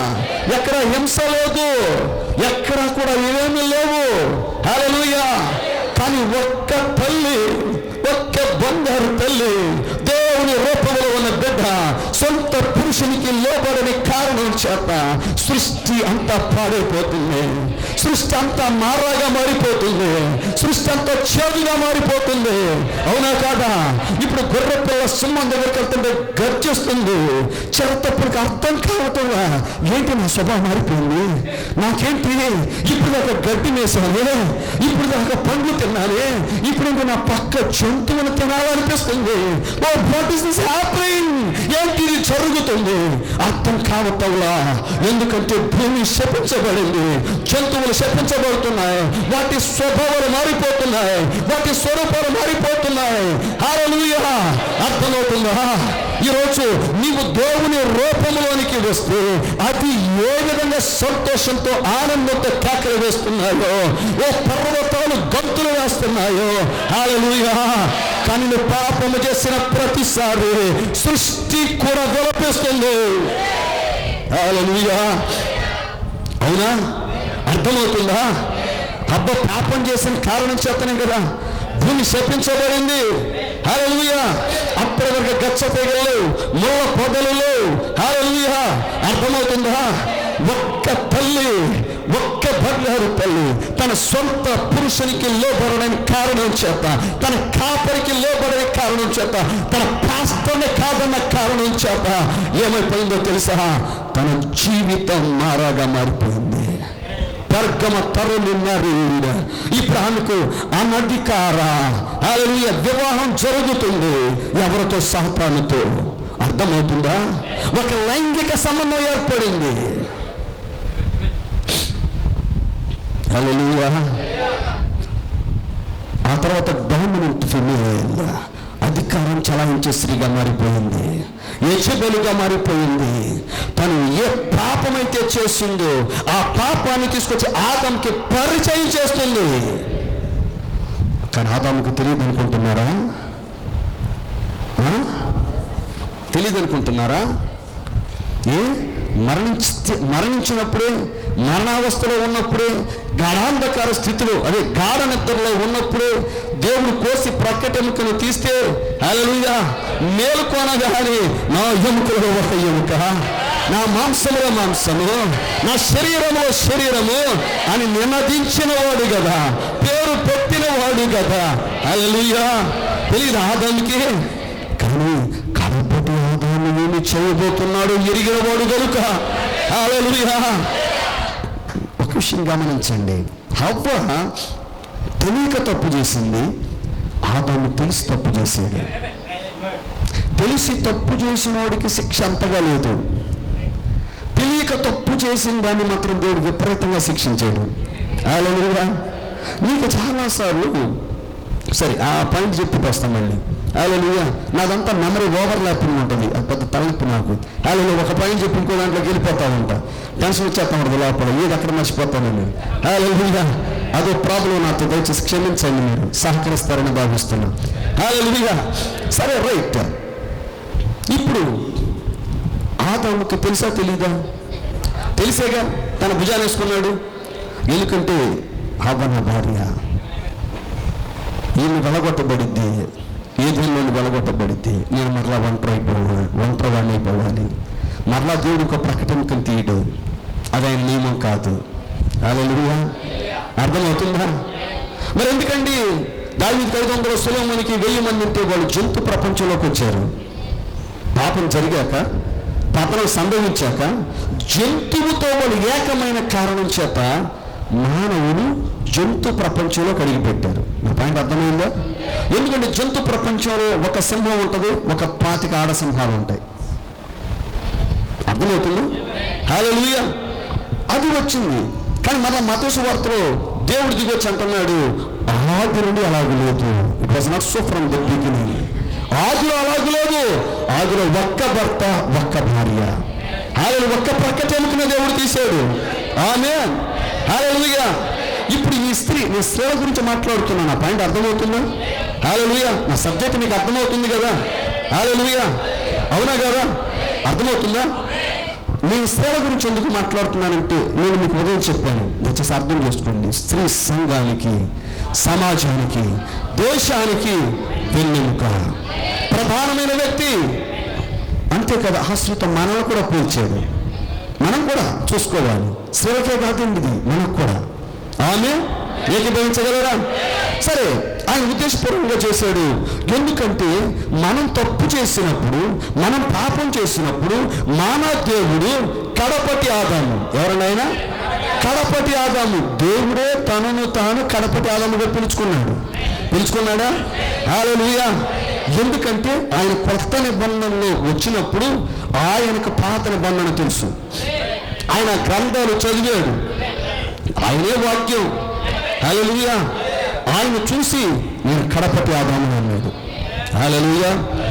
యోనాను చూచి, యోనా గ్రంథాన్ని చదివి యోనాను చూచి, యోనా 3 రాత్రింబగళ్ళు మత్స్యం కడుపులో ఎలా ఉన్నాడు, నేను కూడా 3 రాత్రింబగళ్ళు భూగర్భంలో ఉండబోతున్నాను అన్నాడా లేదా?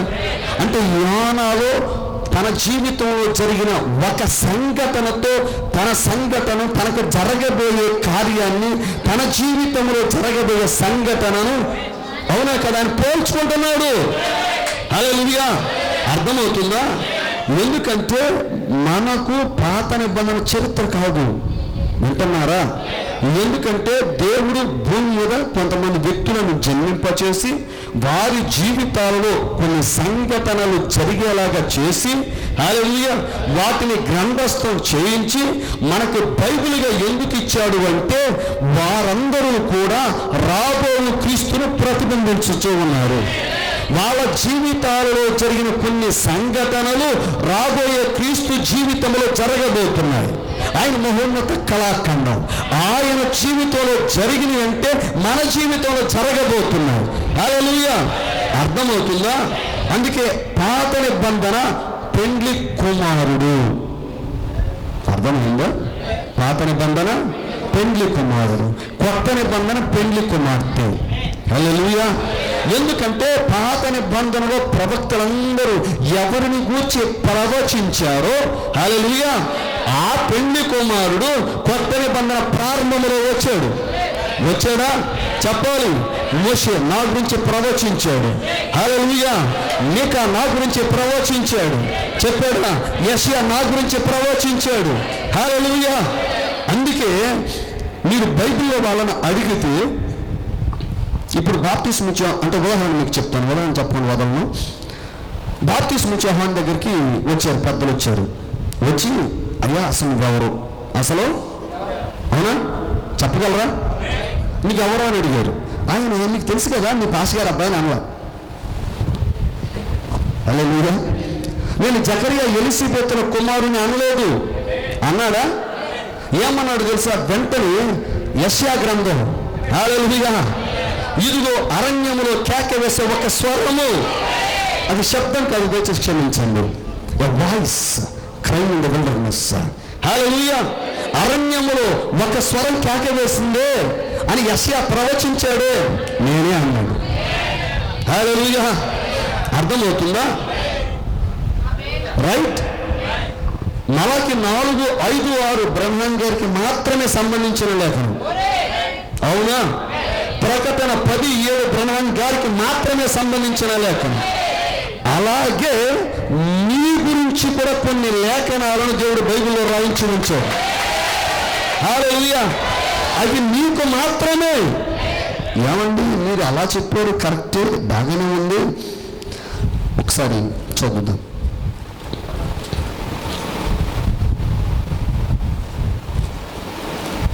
రైట్. తిమోతికి రాసిన మొదటి పత్రిక 1వ అధ్యాయం 18వ వచనం అండి. నా కుమారుడైన తిమోతి, నీవు విశ్వాసమును మంచి మనస్సాక్షియు కలిగిన వాడవై నిన్ను గూర్చి ముందుగా చెప్పబడిన ప్రవచనమును చొప్పున ఈ మంచి పోరాటం పోరాడవలనని వాటిని బట్టి ఆజ్ఞను నీకు అప్పగించుచున్నాను. నిన్ను గూర్చి ముందుగా చెప్పబడిన ప్రవచనముల చొప్పున ఈ మంచి పోరాటం. హల్లెలూయా. అంటే తిమోతి గురించి కొన్ని ప్రవచనాలు ముందుగానే చెప్పబడ్డాయి. హల్లెలూయా. నీ గురించి ముందుగా కొన్ని ప్రవచనాలు చెప్పబడ్డాయా? ఏకీభవించగలరా? నా పాయింట్ అర్థమవుతుందా? హల్లెలూయా. ఇప్పుడు బాప్తిస్మ ఇచ్చే యోహాను దగ్గరికి వచ్చి అడిగితే ఆయన తనను తాను వాక్యంలో చూసుకుంటున్నాడు. వాక్యంలో ఎందుకు చూసుకుంటున్నాడో తెలుసా? ఆ వాక్యానికి ఒక నెరవేర్పు ఉంది. ఆ నెరవేర్పులో ఒక బాధ్యత ఉంది. ఆ బాధ్యతకు ఒక పరిచర్య ఉంది. హల్లెలూయా.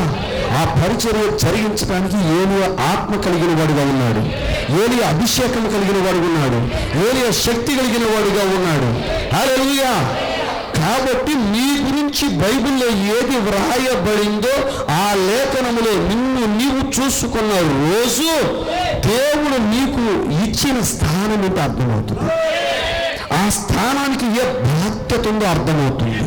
ఆ బాధ్యతను నిర్వర్తించడానికి ఎట్టి కృప పొందుకోవాలో అర్థమవుతుంది. హల్లెలూయా. ఆ కృప పొందాలి అంటే అది మరో రూపంలో రాదు, కానీ అభిషేక రూపంలో వస్తుంది. అభిషేకం పొందటానికి నువ్వు ఎంత ప్రార్థన చేయాలని అర్థమవుతుంది. హల్లెలూయా. అర్థమవుతుందా? నీ గురించి బైబిల్లో కొన్ని లేఖనాలు ఉన్నాయి. నేను కారణం చెప్పు. హల్లెలూయా. అవునా? ఇప్పుడు ఉదయకాలం మరియను గురించి మనం కొద్దిసేపు ధ్యానించాం. ఆయన గురించి ఇంకా పూర్తి అవ్వలేదు సబ్జెక్టు. దేవదూత చెప్పగానే, గబ్రియేలు చెప్పగానే ఆమెకు జ్ఞాపకం వచ్చింది. ఏంటో తెలుసా? యెషయా ప్రవచనం. యెషయా ప్రవచనం. ఇదిగో కన్యక గర్భవతి కుమారుని కనును, ఆయనకి ఇమ్మానుయేలు అని పేరు పెట్టుదురు. ఆ ప్రవచనం నా జీవితంలో నెరవేరుతుంది. ఆ కన్యకను నేనే, ఆ కన్యకను నేనే. హల్లెలూయా. ఇంకెంత ఉద్యమంగా ఉంటుంది చెప్పాలి. హల్లెలూయా. కానీ ఆమె యొక్క ఆ యాజకుడు జకర్యా నమ్మని కారణం చేత, అవిశ్వాసం ఉంచుట చేత కన్న కొడుకు గర్భస్థ దశలో చచ్చిపోయినాడుగా ఉన్నాడు. విశ్వాసం ఎలాంటి గొప్ప కార్యాలు చేసిద్దో అవిశ్వాసం కూడా అంతటి మహా ఉత్పాతాలకు కారణమవుతుంది. హల్లెలూయా. నేను చెప్తున్నా, దయచేసి విశ్వాసాన్ని తేలికగా మీరు అంచనా వేయొద్దు, తక్కువగా అంచనా వేయొద్దు. విశ్వాసం అంటే మాటలు కాదు. ఇప్పుడు మన దేవుని బిడ్డలారా, విశ్వాసం అంటే మాటలు కాదు. హల్లెలూయా. నేను మీ విశ్వాసం అండి, రైట్, ఐ బిలీవ్ దట్, నేను నమ్ముతాను. కానీ అసాధారణమైనవి జరుగుతాయని దేవుడు చెప్పినప్పుడు, సహజ అతీతమైనవి జరుగుతాయని చెప్పినప్పుడు నువ్వు ఖచ్చితంగా నమ్మి తీరాలి. హల్లెలూయా. అవునా? ముందు వృద్ధాప్యంలో కుమారుడు జన్మిస్తాడు అంటే నమ్మలేకపోయాడు. ఎవరో జకరియా ప్రసంగించేవాడు. అవునా కాదా? యాజక క్రమం చొప్పున ఆయన తరగతిలోకి వెళ్ళి అతను చాలా మంచోడండి, చాలా భక్తిపరుడు. హల్లెలూయా. వృద్ధాప్యం వరకు ప్రభువుని అట్టు పెట్టుకున్నవాడు. హల్లెలూయా. అయితే ఆ సమయంలో దేవదూతతో దిగి వచ్చి, ఎవరండి? మానవుడు కాదుగా, దేవుని యొద్ద నుండి దిగి వచ్చిన దేవదూత కనబడి చెబితే సమాచారాన్ని నమ్మలేకపోయాడు. నమ్మనప్పుడు ప్రకటించడానికి అవకాశం ఎలా ఉంటుంది? నమ్మనప్పుడు సాక్ష్యం చెప్పడానికి అవకాశం ఎలా ఉంటుంది? హల్లెలూయా. రోజు నువ్వు నిలబడి ఇంత గంటాపదంగా ఇంత ధైర్యంతో చెప్తున్నావు అంటే నమ్మబట్టేగా, అనుభవించబట్టేగా. యేసుకి స్తోత్రం చెప్తామా? హల్లెలూయా. నమ్మలేదు కాబట్టి మోగవాడిగా ఉంటావన్నాడు. నమ్మలేదు కాబట్టి మోగవాడిగా ఉంటా. అంతేనా? విత్తనం విత్తింది, ఫలితం అంతటితో అయిపోదుగా, పంట అంతటితో అయిపోదుగా. బిడ్డ కూడా చనిపోయి ఉన్నాడు. బిడ్డ కదలటం గర్భంలో. నిజంగా ఒక స్త్రీ గర్భం దాల్చినప్పుడు ఆమెకు అసలు నిజంగా అనకూడదని అప్పటిదాకా ఆమెను ఎవరు పట్టించుకోరు. కానీ ఆ కమ్మని పెరిగిద్ది లెవెల్లో మామూలుగా ఉండదు. హల్లెలూయా. అవునా కదా? అవునా కదా? అసలు ఆమెకు గర్భం దాల్చింది, నీళ్ళు వేసుకుంది ఏవో చెప్తారు కదా. హల్లెలూయా. అనటం ఆలస్యం. అసలుకి ఆమెకి ఏమిటి విశేషం ఏంటమ్మా, విశేషం ఏంటి అమ్మ బాబు. అసలు ఆమె మామూలుగా చూడరు. అప్పుడు దాకా ఆయన పట్టించుకొని ఆయన సరే బాదం పప్పులు, జీడిపప్పులు, పిస్తాలు, హల్లులు, అక్కురోట్లు, బుక్కురోట్లు అన్నీ తెచ్చేస్తా ఉంటాడు. ఎందుకంటే లోపల నా వంశాంకురం ఎదుగుతుంది. హల్లెలూయా. లోపల నా వారసుడు ఉన్నాడు. హల్లెలూయా. అమ్మా, నీ పోర్షనే కాదు, ఇప్పుడు డబల్ పోర్షన్ తినాలి, డబల్ అనాయింటింగ్ కావాలి, రెండంతల ఆహారం నీకు కావాలి. హల్లెలూయా. ఎప్పటి వరకు నీకు జీడిపప్పు ఇష్టం లేదా, బాదం పప్పు ఇష్టం, నేను పొడి చేస్తానమ్మా, మిల్క్ షేక్ చేస్తానమ్మా, ఒక్క అవసరం గొంతులో గరాటెట్టి పోసేస్తాను నీయే అంటాడు. హల్లెలూయా. అవునా కాదా? ఎందుకని? లోపల విత్తనము, వంశాంకురము, వారసుడు, పేరును కొనసాగించేవాడు, స్వస్థానికి హక్కుదారుడు. హల్లెలూయా. అంతలో వంశంలో ఆగిపోకుండా ఈ పొన్నను కొనసాగించేవాడు, తండ్రి పేరుని నిలబెట్టేవాడు. హల్లెలూయా. ఆ కుటుంబానికి ఆదరణగా నిలబడగలిగేవాడు. అవునా? అప్పుడు కొంచెం కదులుతున్నాడు, ఇటు తంతున్నాడంటే అలా పిలిచి ఇటు తంతున్నాడండి, ఇటంటే ఇలా తలకాయ పెట్టి గర్భం దగ్గర పొట్ట దగ్గర తలకాయ పెట్టి వీడి ఇక్కడ తంతున్నాడు. వీడి కాళ్ళు ఇటు తిరుగుతున్నాయి. ఎంత సౌభాగ్యం లేదు ఆ తల్లికి, బ్రతకాకి. అదే ఒకడ గొంతేనే పాపం భర్తను పిలిచి చూపెట్టారు, కానీ ఇద్దరు ఫైటింగ్ చేస్తున్నారు అక్కడ. అవునా కదా? రెండు కళ్ళు ఇటు. ఇది మామూలు ఉద్యోగం కాదు, వెళ్ళదు మామూలు అభిషేకం కాదు. హల్లెలూయా. అసలు గర్భస్థ దశలోనే మనకి అభిషేకం ఉంది. యాకోబుకి జ్యేష్ఠతో పక్కులు కూర్చున్న బయలుపాటు ఉంది. రే అన్నదో నువ్వు బయటకు ఎత్తావు, నేను చూస్తా. కాళ్ళప్పుడు అలాగే ప్రవీడు. హల్లెలూయా. మరి నీకేం తెలుసురా యాకోబు అంటే, నాకు తెలియదంటే, నాకు అభిషేకం వచ్చింది, నాకు లోపల ఏదో చెబుతుందంటే అని కాళ్ళెట్టుస్తున్నారు. నువ్వు ఎట్టెత్తావని నేను చేస్తాను రా. నా జ్యేష్ఠతో పక్కు నాది, జ్యేష్ఠతో పక్కు నాదే, నువ్వు వెళ్తానికి లేదు అంటున్నాడు. అరే నువ్వు వెళ్తే ప్రభు చిన్నది, నేను ముందుకెళ్తా అంటున్నాడు వీడు. యేషోబు. ఇద్దరు లోపల కుస్తీ పట్లు పడుతున్నారు. ఈ తల్లికి అర్థం కావట్లా. అవునా? ఇస్సాకు దగ్గరికి పోతే ఆయన ఏం చెప్తాడు? అమ్మ నాకేం చమ్మ అంటాడు మానవుడు. అదే ఎంతగా ఇచ్చినోడి దగ్గరికి వెళ్ళాలని చెప్పి ఆమె వెళ్ళి మోకరించి ప్రార్థన చేయడం మొదలుపెట్టింది. ఏంటి ప్రభువా, అక్కడ తంతంటే హాయిగా ఉంటుంది ఏమో కానీ ఇద్దరు అనుకుంటున్నారు లోపల. ఇదేమన్నా ఇదే ప్లే గ్రౌండా, ఫైటింగ్ గ్రౌండా, బాక్సింగ్ రింగ్ ఏమన్నా? హల్లెలూయా. అంటే దేవుడు దిగొచ్చి అంటున్నాడు, ఓ రెప్పమ్మా, హల్లెలూయా, రెండు జన పదవులని గర్భములో కలవు. హల్లెలూయా. పెద్దవాడు చిన్నవానికి దాసుడగును అన్నాడా? ఇంకప్పుడు వారి గుండె, అయ్యా 2 జనపదాల గర్భాల ఉన్నాయంట, పెద్దోడు చిన్నోడికి దాసుడు అనంట. ఎట్టైనా చిన్నోని పైకి తేవాలి, ఎట్టైనా చిన్నోని పైకి తేవాలి. ఆడికి ఆశీర్వాదం ఆడికే దక్కాల. నువ్వు చెయ్యేసావు, కాలేసావు, నా వంతు ప్రయత్నం నేను చేసి ఎప్పుడైనా సరే ఈయన దీవెనకి పాత్రుడిగా చేయాలి. ముసలుడు ఉద్దరైపోయాడు, ఏసావుని పిలిపిస్తున్నాడు. కానీ దేవుడు చెప్పిన మాట ఏమైపోవాలి? నీ సహాయం దేవుడికి అక్కర్లా. అవునా? దేవుని ప్రవచనం నెరవేరటానికి మానవ సహాయం అక్కర్లా. నువ్వు నిలబడి ఆయన ఊరక కలుగు చేసే రక్షణ. Stand still and see the salvation. Stand still అంతే. నువ్వు చేసే పని నిలబడి చూడంతే. నువ్వు పొడుచుకోకుండా నీవు నిలబడితే ఆయన కార్యం చేస్తాడు. చూస్తా ఉండడమే నీ పని. హల్లెలూయా. కానీ తల్లి నిలబడే టైపు కాదుగా. సినిమా త్వరగా రారా. మీ నాన్న ఆడు అడుగులోకి వెళ్ళాడు, త్వరగా వచ్చేది ఆడి నుంచి వేటగాడాడు. నువ్వు మామూలుడు కాదు. నీకు తెలిసిన వాళ్ళు ఇంట్లో కూర్చున్న నానా రకాలైన వంటలు చేసుకుంటూ తింటాం తప్ప నీకేం తెలుసురా? రాయ్. మీ నాన్న నాన్ వెజిటేరియన్. అర్థమైందా? లేకపోతే తీసుకొచ్చి ఎట్ట చేస్తాను, నేను ఇష్టం వచ్చింది నేను చేస్తాను కానీ ఎందుకు అని చెప్పేసి మొత్తం కప్పేసి ప్రయత్నాలు చేసింది బిడ్డ. మొత్తానికి 20 సంవత్సరాలు ఇంట్లోంచి అలగొట్టింది. చివరికి 7 సంవత్సరాలు, 20 సంవత్సరాలు. ఇప్పుడు మామూలు యాకోబు చిన్న చెత్త కూడా జమీందారు బిడ్డ. ఇప్పుడు భూమి మీద ప్రపంచంలో అత్యంత ధనవంతుల్లో ఒకరు ముఖేష్ అంబానీ మన దేశంలో. ఆయనకి పనులు ఎంతమంది? 600 మంది. ఎంతమంది? 600 మంది పనులు. ఇప్పుడు 2020లో, నేను మాట్లాడేది 2020లో. హల్లెలూయా. కానీ అప్పుడే కొన్ని వేల సంవత్సరాల క్రితమే మన అబ్రహాం గారికి 400 మంది పనులు. ఎంతమంది? 400 మంది పనులు ఉన్నటువంటి అబ్రహాంకి 400 మంది పనిచేసే పని ఉంటుందా ఉండదా? చెప్పాలి. ఇంట్లో 2 పనులు ఉంటేనే ఈయన సెలర్ అయిపోయి బతికేస్తారు. హల్లెలూయా. అవునా కదా? కారులో ఒక పనమ్మాయి, అక్కడ పనమ్మాయి, ఇక్కడ పనమ్మాయి, వీళ్ళు వెనక రావాలి. హల్లెలూయా. ఎవరంటే maid, housemaid, hand maid.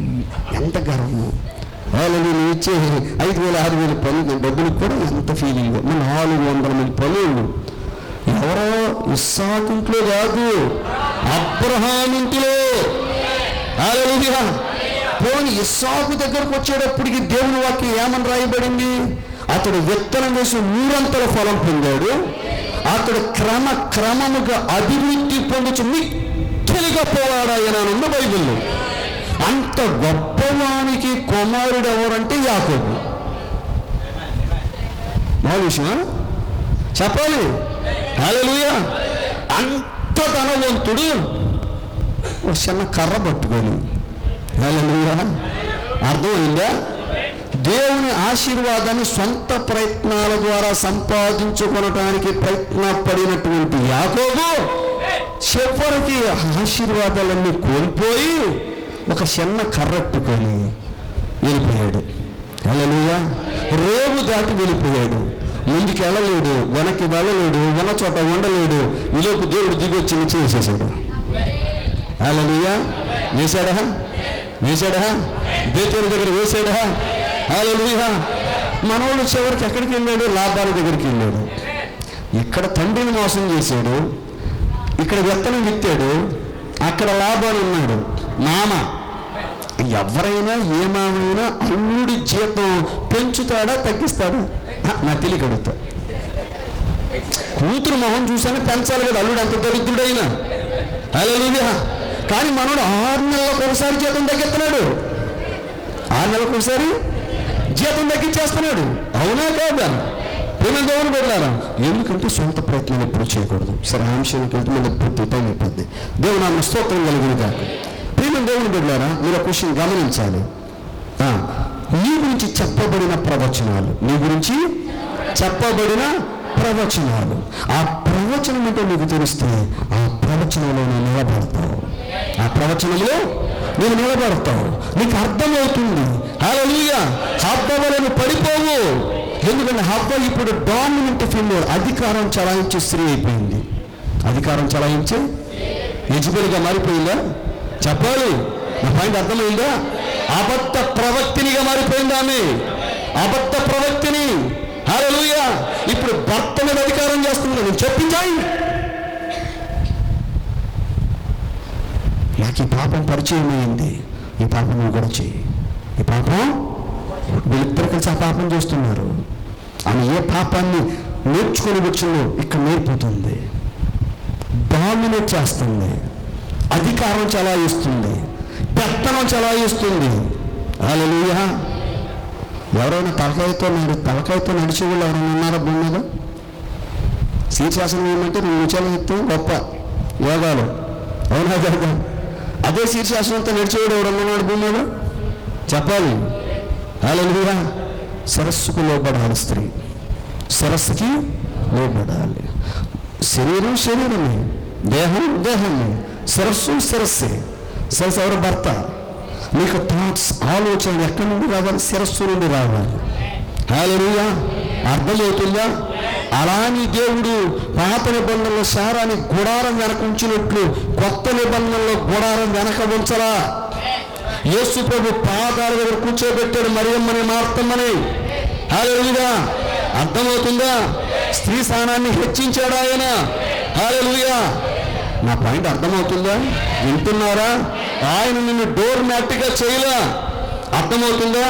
పురుషునికి సాటి అయిన సహాయం. హల్లెలూయా. పురుషునికే సాటి అయిన సహాయం అంటే ఇంచుమించు పురుషుడేనే కదా అర్థం. అంటే అంత శక్తి సామర్థ్యాలు ఇచ్చాడు, కానీ తప్పు చేసినప్పుడు పడిపోయింది అంతే. అర్థమవుతుందా? పాపం చేసినప్పుడు శక్తి కోల్పోయింది. వింటున్నారా? హల్లెలూయా. ప్రియమైన దేవుని పెట్టారా? ఈమె ఇప్పుడు ఏం చేస్తుంది? అధికారం చలాయించే స్త్రీ చివరికి దిగంబరిగా అయిపోయింది. లవోదికయ సంఘ కాలపు స్థితిలోకి వచ్చేసిందా లేదా? దరిద్రమైపోయింది, గుండెదైపోయింది, దిగంబరైపోయింది. దేవుడు దిగొచ్చాడు, దేవుడు విడిచిపెట్ల. హల్లెలూయా. వింటున్నారా? గొర్రెపిల్లను వధించాడు, చొక్కాలు చేయించాడు, వాళ్ళకు తొడిగించాడు. వెళ్ళేటప్పుడు శపించాడు, బాగుడుతున్నాడు. అమ్మ హవ్వ టెన్షన్ పడద్దు, నేను స్త్రీ సంతానంగా వస్తాను. హల్లెలూయా. నీ బిడ్డలు నేను విమోచిస్తాను అన్నాడా లేదా? అక్కడే మరియను గురించి చెప్పాడు ఆయన. 3:15లో అక్కడే మరియను గురించి చెప్పాడు. మరి ఆయన మనస్సులో ఉంది, జగత్తు పునాది వేయబడక ఉన్నది. హల్లెలూయా. అర్థమవుతుందా? ఇప్పుడు అక్కడ ఒక తప్పిదమైనటువంటి వ్యక్తి చేత, తప్పిదమైన కుమారుని చేత పాత నిబంధన ప్రారంభమైతే కొత్త నిబంధన దేవుని సృష్టికి ఆదియునైన వాడి చేత ప్రారంభమవుతుంది. అసలు దేవుని సృష్టి అంటే ఎలాగో ఉండాలి? పరిశుద్ధాత్మ వలన, పలుకబడిన మాట చేత, దేవదూత పరిచర్య చేత, వాక్య ప్రవచనము చేత నిర్మితమైన వాడు యేసుక్రీస్తు. యేసుకి స్తోత్రం చెప్దామా? ఇప్పుడు దేవుని సృష్టికి ఆది ఏంటండి? ఆదిలో చేసింది దేవుని సృష్టి అని అంటే, దేవుని సృష్టి కాదా అంటే అది అనుమతి పూర్వక చిత్తంతో జరిగింది.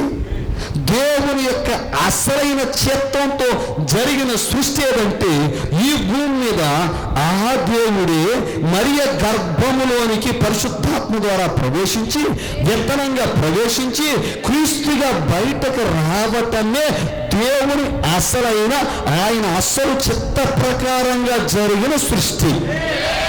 నా పాయింట్ అర్థమైందా? అందుకే లవోదికయ సంఘ కాలంలో ఆయన అంటున్నాడు, ప్రారంభంలో దేవుని సృష్టికి ఆదియునైన వాడు చెప్పు సంగతులు.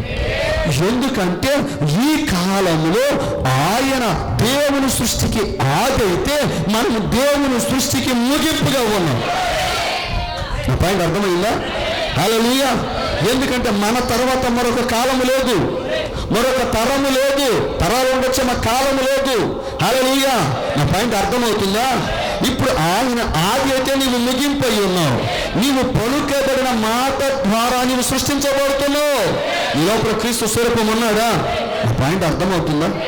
లోపల క్రీస్తు స్వరూపం ఉన్నదా? హల్లెలూయా. ఇప్పుడు ఈ మరియ దగ్గరకు దేవదూత వచ్చాడు. నువ్వు బలిష్ఠుడైన దూత వచ్చాడా? వాక్యాన్ని తెరిచాడా? ఆయన క్రీస్తు స్వరూపాన్ని మీద ఏర్పరుస్తున్నాడా? ఇప్పుడు ఇదే దూత, ఈ బలిష్ఠుడైన దూత, ఈ గబ్రియేలు ఎవరి దగ్గరకు వచ్చాడంటే ఈ గొర్రెల కాపరుల దగ్గరకు వచ్చాడు. పాయింట్ అర్థమైందా? మీరు మరియా, మీరు కన్యక. హల్లెలూయా. కొత్త నిబంధన 3 స్త్రీలతో ప్రారంభమవుతుందని చెప్పాను. ఒకరి కన్యక, ఒకరి యాజకుని భార్య. హల్లెలూయా. పాస్టర్ గారు హల్లెలూయా. 3వ వ్యక్తి ప్రవక్తిని అన్న. ఇక్కడే ఉన్నారా? కన్యక ఇక్కడ ఉందా? యాజకుని భార్య ఇక్కడ ఉందా? హల్లెలూయా. ప్రవక్తిని ఇక్కడ ఉన్నదా? అవునా? భర్త చనిపోయాడు, 7 సంవత్సరాలు కాపురం చేసింది. మొదటి భర్త చనిపోయాడు, మరలా పెళ్లి చేసుకోవడానికి ఇష్టపడలేదు ఆమె. హల్లెలూయా. 84 సంవత్సరాలు విధవరాలు అయింది. దేవాలయం విడిచిపెట్టక రాత్రింబగలు ఉపవాస ప్రార్థనలు చేస్తుంది. అటువంటి అభిషేకం మనకు కావాలా వద్దా? హల్లెలూయా. అవునా కాదా? ఇంకా శారీరక సుఖాలు, ఇంకా ప్రాపంచిక సుఖాలు, వాటి వెనక పరిగెత్తే ఇది కాదు. యవ్వన ప్రాయంలోని భర్తను కోల్పోయినా హల్లెలూయా, అయ్యో మరలా పెళ్లి చేసుకుందాం, మరలా జీవితాన్ని ఎంజాయ్ చేద్దాం, మరలా పిల్లల్ని కందాం, అబ్బే ఇలాంటి ఆలోచనలు లేవా తల్లికి? హల్లెలూయా. దేవాలయముకి వెళ్ళాలి, నా భర్త అక్కడే ఉన్నాడు, ఉపవాస ప్రార్థనలతో ఆయనను సేవించాలి. ఇది కాదా స్త్రీతత్వానికి పునాది? హల్లెలూయా. ఒక స్త్రీ ఏమో వాక్యం చేత గర్భవతి అవుతుంది. హల్లెలూయా. మరొక స్త్రీ ఏమో దేవదూత ప్రవచనం చేత వృద్ధాప్యములో ఉన్నా సరే హల్లెలూయా శారా వలె గర్భవతి అవుతుంది. కానీ భర్త అవిశ్వాసం వల్ల పిల్లోడు చనిపోయి ఉన్న విశ్వాసి వందన వచ్చిన వినపడగానే చాలా మందికి ప్రైజ్లాడని చెప్పాలంటే నామూషి హాయ్ అంటారు. వీళ్ళు నామశుద్ధు. నీ వందన వచ్చిన మామూలుది కాదు, శక్తివంతమైంది, ప్రభావవంతమైంది. తెలుసా మీకు? హల్లెలూయా. ఒకరికొకరు వందనాలు ఎందుకు చెప్పుకుంటారో తెలుసా? మరియ వెళ్ళి ఎలిజబెత్తుకు వందన వచ్చిన చెప్పగానే చెప్పిందా? చెప్పగానే అమ్మా ప్రైజ్ ద లార్డ్ అని చెప్పగానే లోపల పరిశుద్ధాత్ముడు, దేహమంతా పరిశుద్ధాత్మే, ఆ పరిశుద్ధాత్మ ఆమె యొక్క వాక్కులోనికి ప్రవేశించి వందన వచనంలోకి ప్రవేశించి ఆమె చెవుల్లోకి ఎలిజబెత్ చెవుల్లోకి ప్రవేశించి గర్భంలోకి ప్రవేశించగానే మరణం జీవంగా మార్చబడింది. పిల్లలు గంతులు వేస్తున్నాడు. హల్లెలూయా. బైబిల్లో ప్రతిదాన్ని కూలంకషంగా, సమగ్రంగా, క్షుణ్ణంగా ప్రతిదీ మైన్యూట్ డీటెయిల్డ్గా రాయించాడు దేవుడు. అసలు మనం ఎలా బ్రతకాలనేది రాయించాడు. యేసుకి స్తోత్రం చేద్దామా? హల్లెలూయా. పిల్లోడు పుట్టాక లాజరు సమాధిలో నుండి బయటికి లేవనెత్తడం ఒక ఎత్తు, అవునా? మరణం నుండి జీవంలోకి తీసుకురావడం ఒక ఎత్తు. అసలు మనోడు పుట్టక ముందే ఇంకోని బ్రతికేస్తున్నాడు. ఆ పాయింట్ అర్థమైందా? యేసు ప్రభువు ఇంకా పుట్ల, అన్నప్రాస జరగలా, ఆయన ఇంకా భూమి మీదకి రాలా. ఆయన గర్భస్థ దశలో ఉండగానే హల్లెలూయా మరొక గర్భంలో ఉన్నటువంటి తనకంటే ముందుగా వెళ్ళేటటువంటి హల్లెలూయా ఏలియాను బ్రతికిస్తున్నాడు యేసు ప్రభువు. హల్లెలూయా. పుట్టాక పెరిగాక నాయుని తల్లులు లాంటి విధవరాళ్ళ తల్లులు లాంటి ఎంతో మంది కన్నీటిని తొడవటం కాదు ఆయన చేసిన పని. హల్లెలూయా. ఆయన పుట్టక ముందు ఎలిసిపోయి కన్నీటిని తీశాడు. హల్లెలూయా. అవునా? సమాధిగా ఉన్న గర్భాన్ని జీవభూమి ఎలాగా మార్చేశాడు మన యేసయ్య. యేసయ్యకి స్తోత్రం చేద్దామా? హల్లెలూయా. ఈయనకి అర్థం కావటం ఎలిజబెత్ గర్భవతి అయిందని కానీ ఈమెను దేవుడు నడిపిస్తున్నాడు. ఆమె దగ్గరికి వెళ్ళిపోయింది, కొంతకాలం ఆమె దగ్గర ఉంది, పరిశుద్ధాత్మతో నిండినది. మరియమ్మ మాట్లాడుతుంది. అర్థమవుతుందా? ఈ కాలపు మరియమ్మ నీవేనా? వాక్యపు స్వరూపం నీలో ఎదుగుతుందా? గర్భము దాల్చిందా? ఇప్పుడు ఈ గొర్రెల కాపరులకు దేవదూత వచ్చాడు. వచ్చి దావీదు పురమందు, దావీదు పట్టణమందు నేను క్రీస్తు స్వరూపం పుట్టాను అని చెప్పాడు మాకు. నా భయం అర్థమవుతుంది. అప్పుడు మేము మరియను వెతుక్కుంటూ వస్తున్నాం. మరియను వెతుక్కుంటూ వస్తున్నాం. క్రీస్తు స్వరూపం మీలో ఉంది. ఇప్పుడు హల్లెలూయా. గొర్రెల కాపరులుగా ఎందుకు కనబడాలన్న వర్తమానంలో సచ్ ఎ బ్యూటిఫుల్ స్టేట్మెంట్స్ అద్భుతంగా మాట్లాడుతున్నాడు. ఒక్కొక్క వర్తమాన పుస్తకం ఒక్కొక్క బంగారపు గని, వజ్రాల గాని తొట్టుకున్నవాడికి తవ్వుకున్నంత. హల్లెలూయా. నువ్వు ఒక్కసారి చదివేసి అయిపోయింది నేను సెల్ఫ్ ఎక్కించబాక, నన్సెన్స్కల్ పని చేయబాక. మరలా తీయి, మరలా చదువు, మరలా మోకరించు, ఉపవాస ప్రార్థన చేయి, కన్నీటితో చదువు, నీ గదులు నట్టబడతో. హల్లెలూయా. ఇంతకన్నా ఆనందానికి భూమి ఎక్కడా దక్కదు. హల్లెలూయా. నువ్వే మందుగా తాగో వ్యభిచార గృహానికి వెళ్ళి నువ్వు ఏ ఆనందం పొంది అది చివరికి నేను మరణానికి నడిపిస్తుంది. కానీ అది జీవం అడుగడుగున నింపేస్తుంది. హల్లెలూయా. నిత్య జీవాన్ని నింపేస్తుంది. హల్లెలూయా. వింటున్నారా ప్రియమైన దేవుని బిడ్డలారా? హల్లెలూయా. ఈ మరియ ఇప్పుడు హవ్వ స్థితిలోకి చేరింది. కానీ మరియ ఇప్పుడు క్రీస్తు స్వరూపాన్ని తీసుకొస్తుంది. ఈ క్రీస్తు స్వరూపం గర్భం ధరిస్తే గొర్రెల కాపర్లు వాళ్ళకు తెలిసిందల్లా గొర్రెల గురించి. వాళ్ళకు చదువు లేదు, అవునా?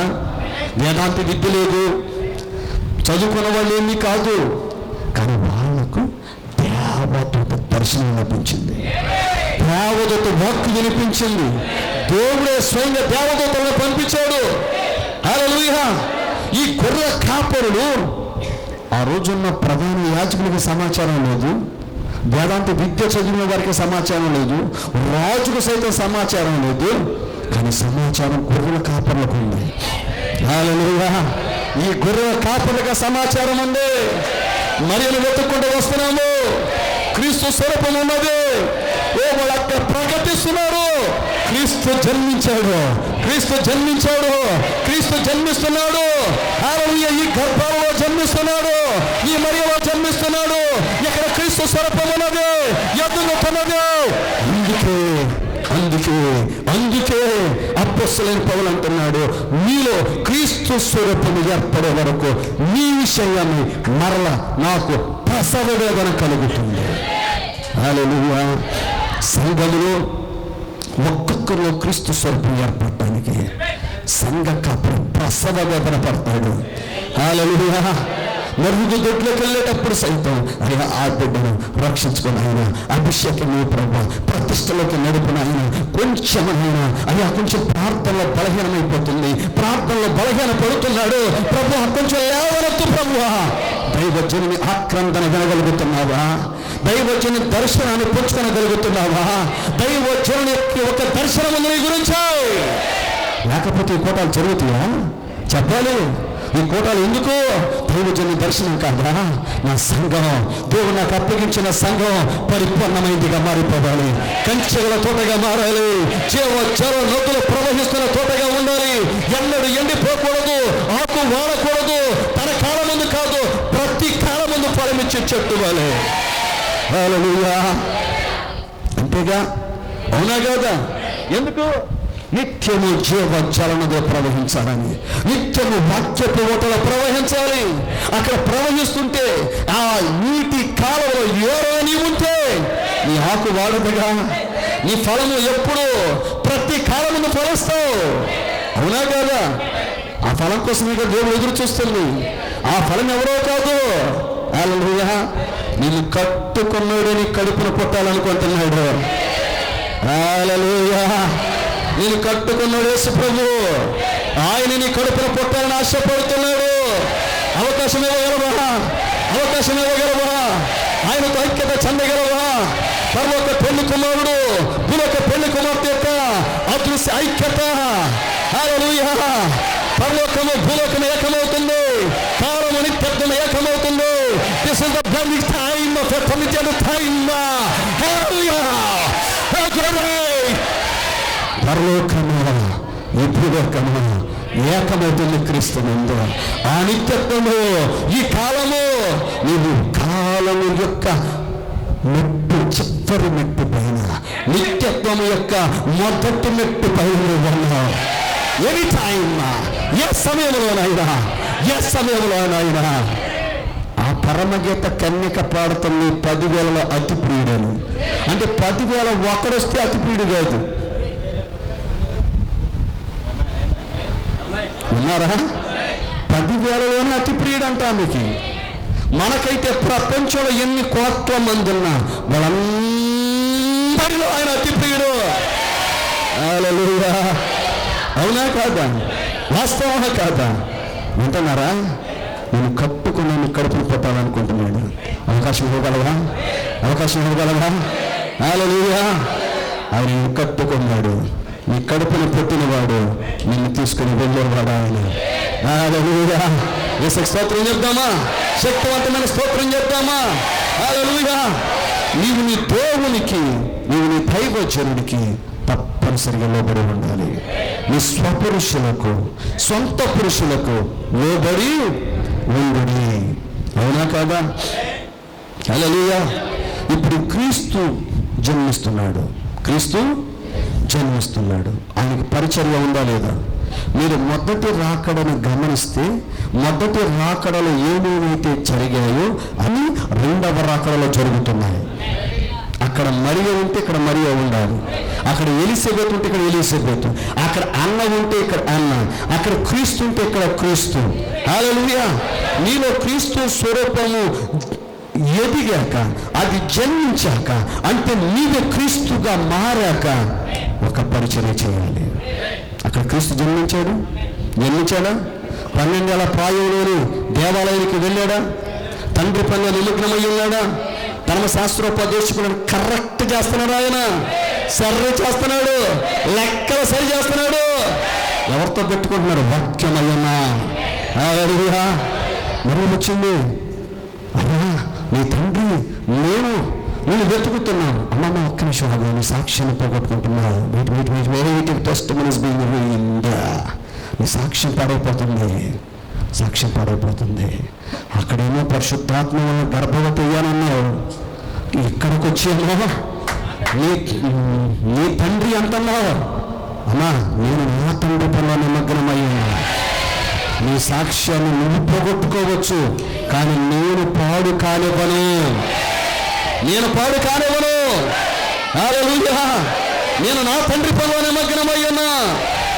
నేను వడ్డాన్ని పని చేశాను, అర్థమవుతుందా? తలుపులు చేసి, కుర్చీలు చేసి, ఇవన్నీ చేసి 30 సంవత్సరాల పాటు దాగి ఉన్నా, కాదంటోలా. హల్లెలూయా. కానీ ఇప్పుడు దేవాలయంలో నేను ఇప్పుడు నా తండ్రి పనిలో నిమగ్నమై ఉన్నా. హల్లెలూయా. అర్థమవుతుందా? ఇప్పుడు క్రీస్తు పరిచర్య చేస్తున్నాడా లేదా? అవునా? రోగగ్రస్తుని స్వస్థపరుస్తున్నాడు, దెయ్యాలు పట్టిన వాడిని దెయ్యాలు వెలగొడుతున్నాడు. అవునా కాదా? వాక్యాన్ని అందిస్తున్నాడు, ఆశ్చర్యకరమైన బోధ చేస్తున్నాడు, వాళ్ళకి అద్భుతమైన మర్మాలు తెరుస్తున్నాడు. హల్లెలూయా. అవునా కాదా? మత్తయి సువార్త 24:7 ముద్దల గురించి ఆయన అప్పుడే బోధించాడు. ఆమేన్. హల్లెలూయా. 4 రకాల నేలల గురించి చెబుతున్నాడు, పరలోక రాజ్యం ఎలా ఉంటుందో చెబుతున్నాడు, శిష్యులకి ప్రార్థన ఎలా చేయాలో నేర్పుతున్నాడు, అద్భుతమైన సువార్త చేస్తున్నాడు. అవన్నీ ఇప్పుడు మనం చేయాలా వద్దా? ముక్తకంఠ ఏకీభవించగలరా? నీకు ఒక బాధ్యత ఉంది. నేను అదే చెప్పాను, గోధుమ గింజ మరలా గోధుమ గింజ అయితే ప్రయోజనం లేదు. అర్థమైందా? ఏమండి, నేను మంచి క్రైస్తవుడిగా ఉన్నానండి, వాక్యాన్ని నెరవేరుస్తున్నానండి, నా జీవితంలో సూపర్ అండి, పాపము లేదండి, అద్భుతంగా ఉన్నానండి, నా జీవితంలో అన్యాయం ఏమీ లేదు, యథార్థతతో బ్రతుకుతున్నాను, పాపం అనేది లేదు, నేను ప్రార్థన చేస్తున్నాను. Then so what? అయితే ఏంటి? హల్లెలూయా.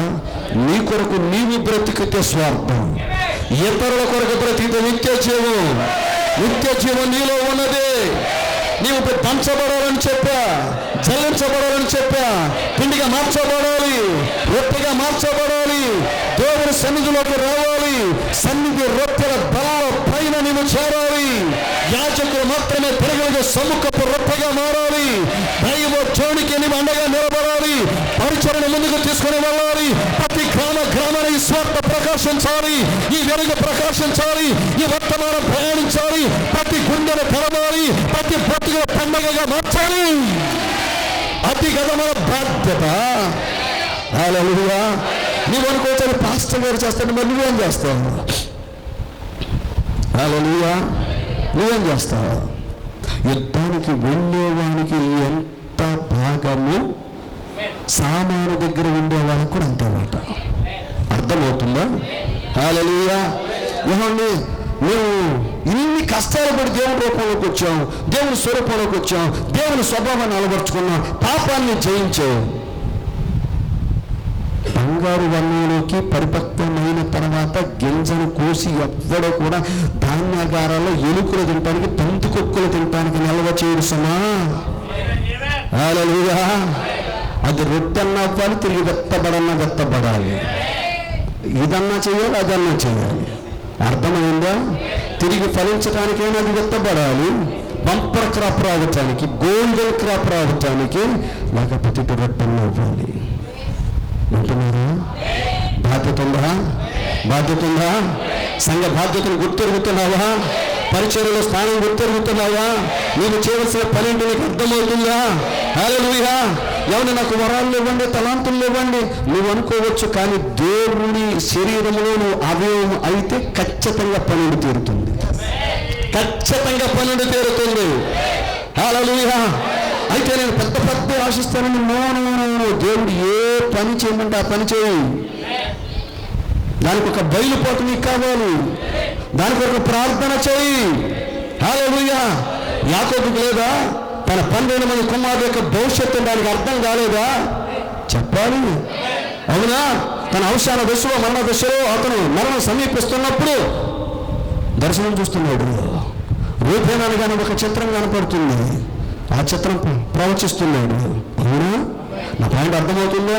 షిమ్యోను ఒక చిత్రం కనబడుతుంది, ఈ చిత్రాన్ని చెప్తున్నాడు. యోసేపు దగ్గరకు వచ్చాడు. ఇస్సాకారు నుంచి షిమ్యోను వీళ్ళందరూ చెప్తా 11 వచ్చేటప్పటికి యోసేపు దగ్గరకు వచ్చేటప్పటికి ఒక చిత్రం కనబడింది. బావి కనిపిస్తుంది, బావి నుంచి ద్రాక్ష తెగ బయటకు వస్తుంది. ఆ ద్రాక్ష తెగ బయటకు వచ్చేటప్పుడు గుత్తులుగా ద్రాక్షలు ఉన్నాయి. హల్లెలూయా. ఆయన అక్కడ చూస్తున్నాడు, ఇక్కడ మాట్లాడుతున్నాడు. ఆయన ప్రవక్త. హల్లెలూయా. తన పిల్లల గురించి ఆయనకు అంత దర్శనం ఉంటే, భవిష్యత్తును గురించిన సమాచారం ఉంటే, నీవు భూమిని ఏ పని చేయాలో, దేవుని యొక్క పరిచర్య ఎలాగ చేయాలో, ఏ విధంగా నీ పనిని నువ్వు నిర్వర్తించాలో, పట్టాలు వేసే పను, సాంబార్ పోసే పను, అంటులదమ్మో పను, లేకపోతే వెహికల్ పెట్టే పను, పరిచర్యలో ఏదో ఒక పను నీకు ఆ బాధ్యతను గూర్చిన బయలుపాటు నీకు ఉండి తీరాలి. అందరూ ఏకీభవించగలరా? సంఘానికి మన అతిథులుగా రావటానికి వీళ్ళు నాట్ విజిటర్స్. హల్లెలూయా. నువ్వు ఇక్కడికి వచ్చావంటే ఏదో ఒక పని నువ్వు చేసి తీరి ఇంటికి వెళ్ళాలి. వాళ్ళు చేస్తున్నారండి, వీళ్ళు చేస్తున్నారండి అంటే వాళ్ళకే పరలోక రాజ్యం నీకు వద్దా? చెప్పాలి. నీకు తలాంతులు ఇచ్చాడుగా, అవునా? నువ్వు దాన్ని తీసుకుని భూమి కింద పెట్టావనుకో, నువ్వు కూడా భూమిలోకి వెళ్ళక తప్పదు. I'm very sorry. హల్లెలూయా. అర్థమవుతుందా? క్రీస్తు పరిచర్య చేశాడా లేదా? పరిచర్య నువ్వు చేయాలో వద్దా? చెప్పాలి. ఆయన సిలువను మోసాడు, ఆయన కల్వరికి వెళ్ళాడు. అయితే అది పెద్ద సిలువ. నీ సిలువ చిన్నదైన నీ సిలువను నిలవాలి. నీకంటూ ఒక సిలువ ఉన్నది, నీవు మరణించాలి. ఆయన శ్రమలు నువ్వు అనుభవించాలి. అర్థమవుతుందా? ఆయన సిలువను ఎత్తుకుని కల్వరి కొండకు వెళుతున్నప్పుడు అరిమతయి యోసేపు కొంచెం సేపు సిలువను మోసాడు. ఆ యోసేపు నీకు నాకు సాదృశ్యం కాదా? చెప్పాలి. నీవు సిలువను మోయాలా వద్దా? నీకు ఒక సిలువ ఉందా లేదా? నీకు క్రీస్తు శ్రమలు కావాలా వద్దా? హల్లెలూయా. నీవు సింహాసనాన్ని అపేక్షిస్తున్నావు, కానీ సింహాసనానికి ముందు సిలువ ఉన్నది. గుర్తుపెట్టుకో. అధికారానికి ముందు శ్రమ ఉన్నది. ఆయన శ్రమల వల్ల విధేయతను నేర్చుకున్నాడు. ఉందా లేదా? హెబ్రీ రాసిన పత్రికలో ఆయన కుమారుడై ఉండి ఆయన శ్రమల వల్ల విధేయత నేర్చుకున్నాడు. నీ జీవితంలో దేవుని పిండుతున్నాడు. హల్లెలూయా. పిండుతున్నాడా? శ్రమల్లో, ఇబ్బందుల్లో, ఇరుకుల్లో, కష్టాలలో, కన్యలలో కృంగిపోయి ఎటు వైపు వెళ్ళాలి అర్థం కాని పరిస్థితిలో, 4 వైపు చూడటానికి వీలు లేని స్థితిలో పైకే చూసేలా చేస్తాడు ఆయన. హల్లెలూయా. ఎల్లప్పుడూ ఆయనకి సమీపస్తుడిగా ఉండాలని, సమీపస్తురాలుగా ఉండాలని. చాలా సందర్భాలలో మన బిడ్డలకి భయంకరమైన వ్యాధులు వస్తాయి, కష్టాలు వస్తాయి, ఇబ్బందులు వస్తాయి. ఒక అద్భుతమైన మాట చెప్తున్నారు. ఒకసారి ఆయన వెళుతున్నప్పుడు ఒక గొర్రెల కాపరి ఒక గొర్రె యొక్క పిల్లను భుజానేసుకుని వెళ్తున్నాడు. గొర్రె పిల్లను భుజానేసుకుని వెళ్తుంటే తల్లి పక్కన మారెత్తుకొని ఆయన పక్కనే నడుస్తుంది. ఎవరి పక్కన? గొర్రెల కాపరి పక్కనే నడుస్తుంది. చూస్తే గొర్రెల కాపరి పట్ల అంత ప్రేమ ఉందో అనుకోవడానికి లేదు. దాని పిల్ల గొర్రెల కాపరి భుజాల మీద ఉంది. అర్థమవుతుందా? కొన్ని సందర్భాలలో మన దేవుడు మన పిల్లలను ఆయన చేతిలోకి ఎత్తుకుంటాడు. ఆయన చేతిలో పట్ట సురక్షితమే కాదు, బహు భయంకరము కూడా. హల్లెలూయా. ఎందుకంటే ఆయన చేతిలోకి నీ పిల్లోడో, నీ కూతురో, నీ గుండెల మీద నువ్వు పెంచుకుంటున్నటువంటి నీ బంగారు తల్లి, నీ కంటి పాప, నీ కూతురు ఆయన చేతిలోకి వెళ్ళగానే, ఎందుకంటే నీ మానవుడు కదా ముందుడుగా, రాజు కంటే ముందుడు బలవంతుడు. నేను దేవుని దగ్గరకు రానా, ఇష్టానుసారంగా జీవిస్తా, నన్నంతగా శిక్షించుకునే దేవుడు అంటావు. అర్థమైందా? రాజు కంటే ముందుడే బలవంతుడు, కానీ రాజే ముందుడు. For our kind information. Hallelujah. నీకు ఎన్ని శ్రమలు పెట్టినా, ఎన్ని హింసలు పెట్టినా, ఎన్ని ఇబ్బందులు పెట్టినా దేవుని దగ్గర రాకుండా ఆటలాడుకుంటున్నావా? నేను ముందు నేను వెర్రవిగుతున్నావా? ఎత్తేసుకుంటా నీ పిల్లల్ని. జాగ్రత్త. మాయలోడి ప్రాణం శిలకలో ఉందని అర్థమైందా? శిలకను నక్కితే మాయలోడు గిలగల్లాడుతాడు. హల్లెలూయా. నీ పిల్లల్ని నొక్కితే, ఆసుపత్రిలో పెడితే, ఆ పసి ప్రాణం విరవలాడుతుంటే, గిలగల్లాడుతుంటే, బయట 2 చేతులు నలుపుకుంటూ కార్పెట్ తరిగిపోయా నువ్వు అటు ఇటు తిరుగుతూ ప్రభువా అంటే నీ మొర్ర దేవుడు ఆలకించరు. నిన్ను పిలిచాడు, నిర్ణయించాడు, అభిషేకించాడు, నీకు ఒక స్థానం ఇచ్చాడు, నేను దత్తపుత్రునిగా చేసుకున్నాడు, పుత్ర స్వీకార పాత్రను నీలోనికి పంపాడు, అబ్బా తండ్రి మొర్ర పెట్టి ఆత్మని హృదయానికి పంపాడు. నీకు ఎంత పట్టుబడి పడుతున్నాడు, తన రక్తంలో పట్టుబడిగా పెట్టాడు నీకోసం. హల్లెలూయా. ఇంత ఆలయాన్ని, ఇంత దైవజనుని, ఇంత పరిచయం ఇచ్చి, ఇంత పుట్టుబడి పెట్టాక, ఇంత ఉన్నత ఉపదేశాలు నీకు ఇస్తున్నాక, మహిమకరమైన పరిచయం జరిగిస్తున్నాక, ఇంత అద్భుతమైన వర్తమానాన్ని నీకు ఇచ్చాక ఇంకా నువ్వు వెనకడుగు వేసావా? పెద్దవని ఎత్తుకుంటాడు. జాగ్రత్త. ఎందుకో దేవుడు చెప్పమంటున్నాడు, చెబుతున్నాడు. అది ఏ ఒక్కరికో నాకు తెలియదు కానీ. హల్లెలూయా. నువ్వు అనుకోవచ్చు దేవుడు అన్యాయిస్తుందండి, పసిపెట్ట పసి ప్రాణం ఏం చేస్తున్నావు?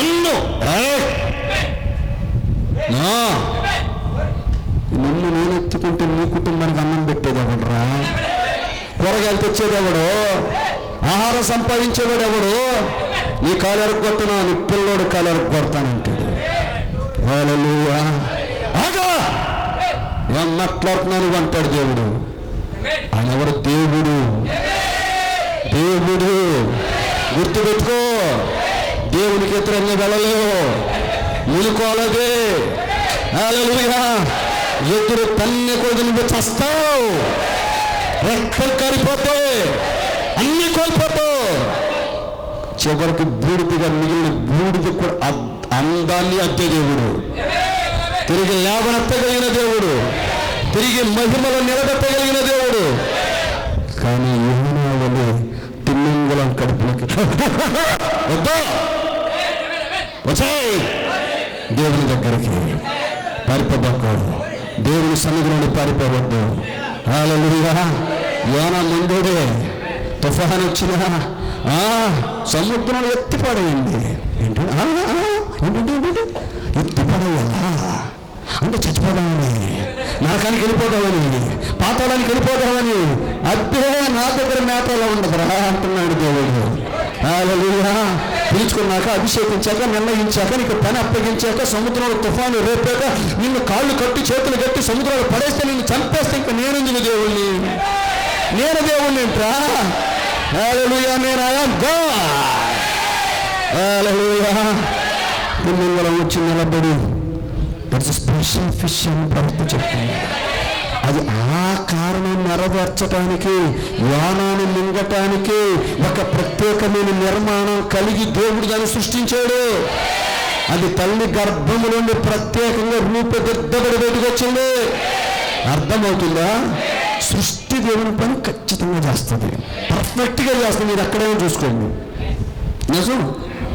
పేతురు 3 సార్లు అబద్ధం ఆడతాడంటే సవరించుకుంటుంది. పక్కన కొట్టి పెట్టండి, పోయాక ఏమొచ్చింది నీకు, ఇప్పుడు రెక్కలు సవరించుకుంటున్నాను, ఇప్పుడు కోత ఎత్తి తీసుకెళ్ళి కోసేస్తారు, నాకేదో అయిపోతుందో నాకు తెలియదు అంతే. కొత్త రోగాలు కూసింది. 3 సార్లు కూసేటప్పటికి పేతురికి ఈ కోత మామూలు కోడి పుంజు కోత కాదు, ఇది అకాలపు కోతే, కానీ ఇది సందర్భోచిత కోత, ప్రవచనాన్ని నెరవేర్చే కోత, నా రక్షకుని ప్రవచనం నెరవేర్చే కోత. గుండె పగిలిపోయి వస్తున్నాడు. ఎలీషా ప్రవచనం మీద ప్రకటిస్తున్నాడు. ఎత్తబట్టు జరగలేదా? ఏమి ఎత్తబట్టు జరగలేదా? బోడివాడ పైకి ఎక్కిపోవాలా? Right bunch of nonsense people. మీ అమ్మా బాబులు అలా పెంచారా మిమ్మల్ని? రేపొద్దు మీ బయలు దేవత విగ్రహారాధికులయ్యి ఈ దేశాన్ని బయలు దేవత విగ్రహారాధన నింపాలనుకుంటున్నారా? చెప్పించాడంతే. అడవిలో ఉన్న 2 ఆడ ఎలుగుబంట్లకి సమాచారం వచ్చేసింది కనబడని లోకంలో. హల్లెలూయా. ఎలుగుబంట పరుగులు తీయడం మొదలుపెట్టాయి. ఎక్కడికి వెళ్తున్నారు అంటే ఆపొద్దు సమాచారం వచ్చింది. డ్యూటీ ఉంది ఆన్ గొప్ప, డ్యూటీ పర్ఫెక్ట్గా చేయాలి. ఇప్పుడు హల్లెలూయా. పరుగులు చేస్తాను. ఎటెళ్తుంటే మా పని చెప్తుంది పెద్దగా నడివా. హల్లెలూయా. అవునా కాదా? సంసోను అడవిలో కేక పెట్టాడు. కేక పెట్టుకుని ఎటు నుంచి వస్తున్నాయి బిడ్డలు బిలబల వచ్చేస్తాను అంతే. 300 నక్కలు. గొర్రె పిల్లలు కాదు, మీ ఇంట్లో పెంచుకునే కోడి పెట్టలు కాదు. అర్థమైందా? వింటున్నారా? హల్లెలూయా. మనోడు వస్తున్నాడు సంసోను, వెనకాల 300 నక్కలు వచ్చేస్తున్నాయి అంతే. హల్లెలూయా. ఒక నక్క ఇంత కారిపోతే యోధుడికైనా, అలాంటి 300 నక్కలు వచ్చి గుట్టిగా ఒడ్డిగా. హల్లెలూయా. తోకలు లాగుతున్నాడు, ఇంకో తోకలు లాగుతున్నాడు, రెండింటికి మధ్యలో దివిటి రాజేస్తున్నాడు. కాలిపోతుంది అంతే. పిలిస్తే చాలా పరుగులు తెస్తాను. ఒకదానికి కాలితే ఇంకోటి ఉంటుంది అక్కడ. కానీ చివరి 300 నక్క వరకు ముద్దిగా ముద్ద అప్పగించి బుద్ధిగా తోకలు సాపి, నీ ఇష్టం రాజా, దేవుని చిత్తం నెరవేర్చడంలో నేను ఉపయోగపడతాను. నీకు చచ్చిపోయిన పర్వాలేదు, కాలిపోయిన పర్వాలేదు, ఆయన చిత్తమును నెరవేర్చడే మా జీవితాలకు. హల్లెలూయా. పరమావధి హైతభద్రం విషన్న మా పరమావధి. అర్థమైందా? సృష్టి దేవుని చిత్తాన్ని నెరవేరుస్తుంది. మనకు పౌరుషం కలగట్లేదా? పౌరుషం కలగట్లేదా? హల్లెలూయా. చనిపోయిన పర్వాలేదు పని చేద్దాం. సొంత పురుషునికి లోబడి ఉందాం, దేవునికి లోబడి ఉందాం, పరమ కాపరికి లోబడి ఉందాం, కాపరికి లోబడి ఉందాం, దైవజన దర్శనాన్ని పంచుకుందాం, పరిచర్యలో తోడ్పడదాం, భుజాన్ని కాద్దాము, ప్రార్థన చేద్దాము, ఒకరి కోసం ఒకరు పోట పడదాము, ఒకరి కోసం ఒకరు ప్రార్థన చేద్దాము, అందరూ పరిపూర్ణులుగా మారుదాము, పరలోక రాజ్యాన్ని చేరుదాము. మిమ్మల్ని అందరినీ దీవించని దాకా దైవజనుడికి సమయాన్ని అప్పగిస్తున్నాను.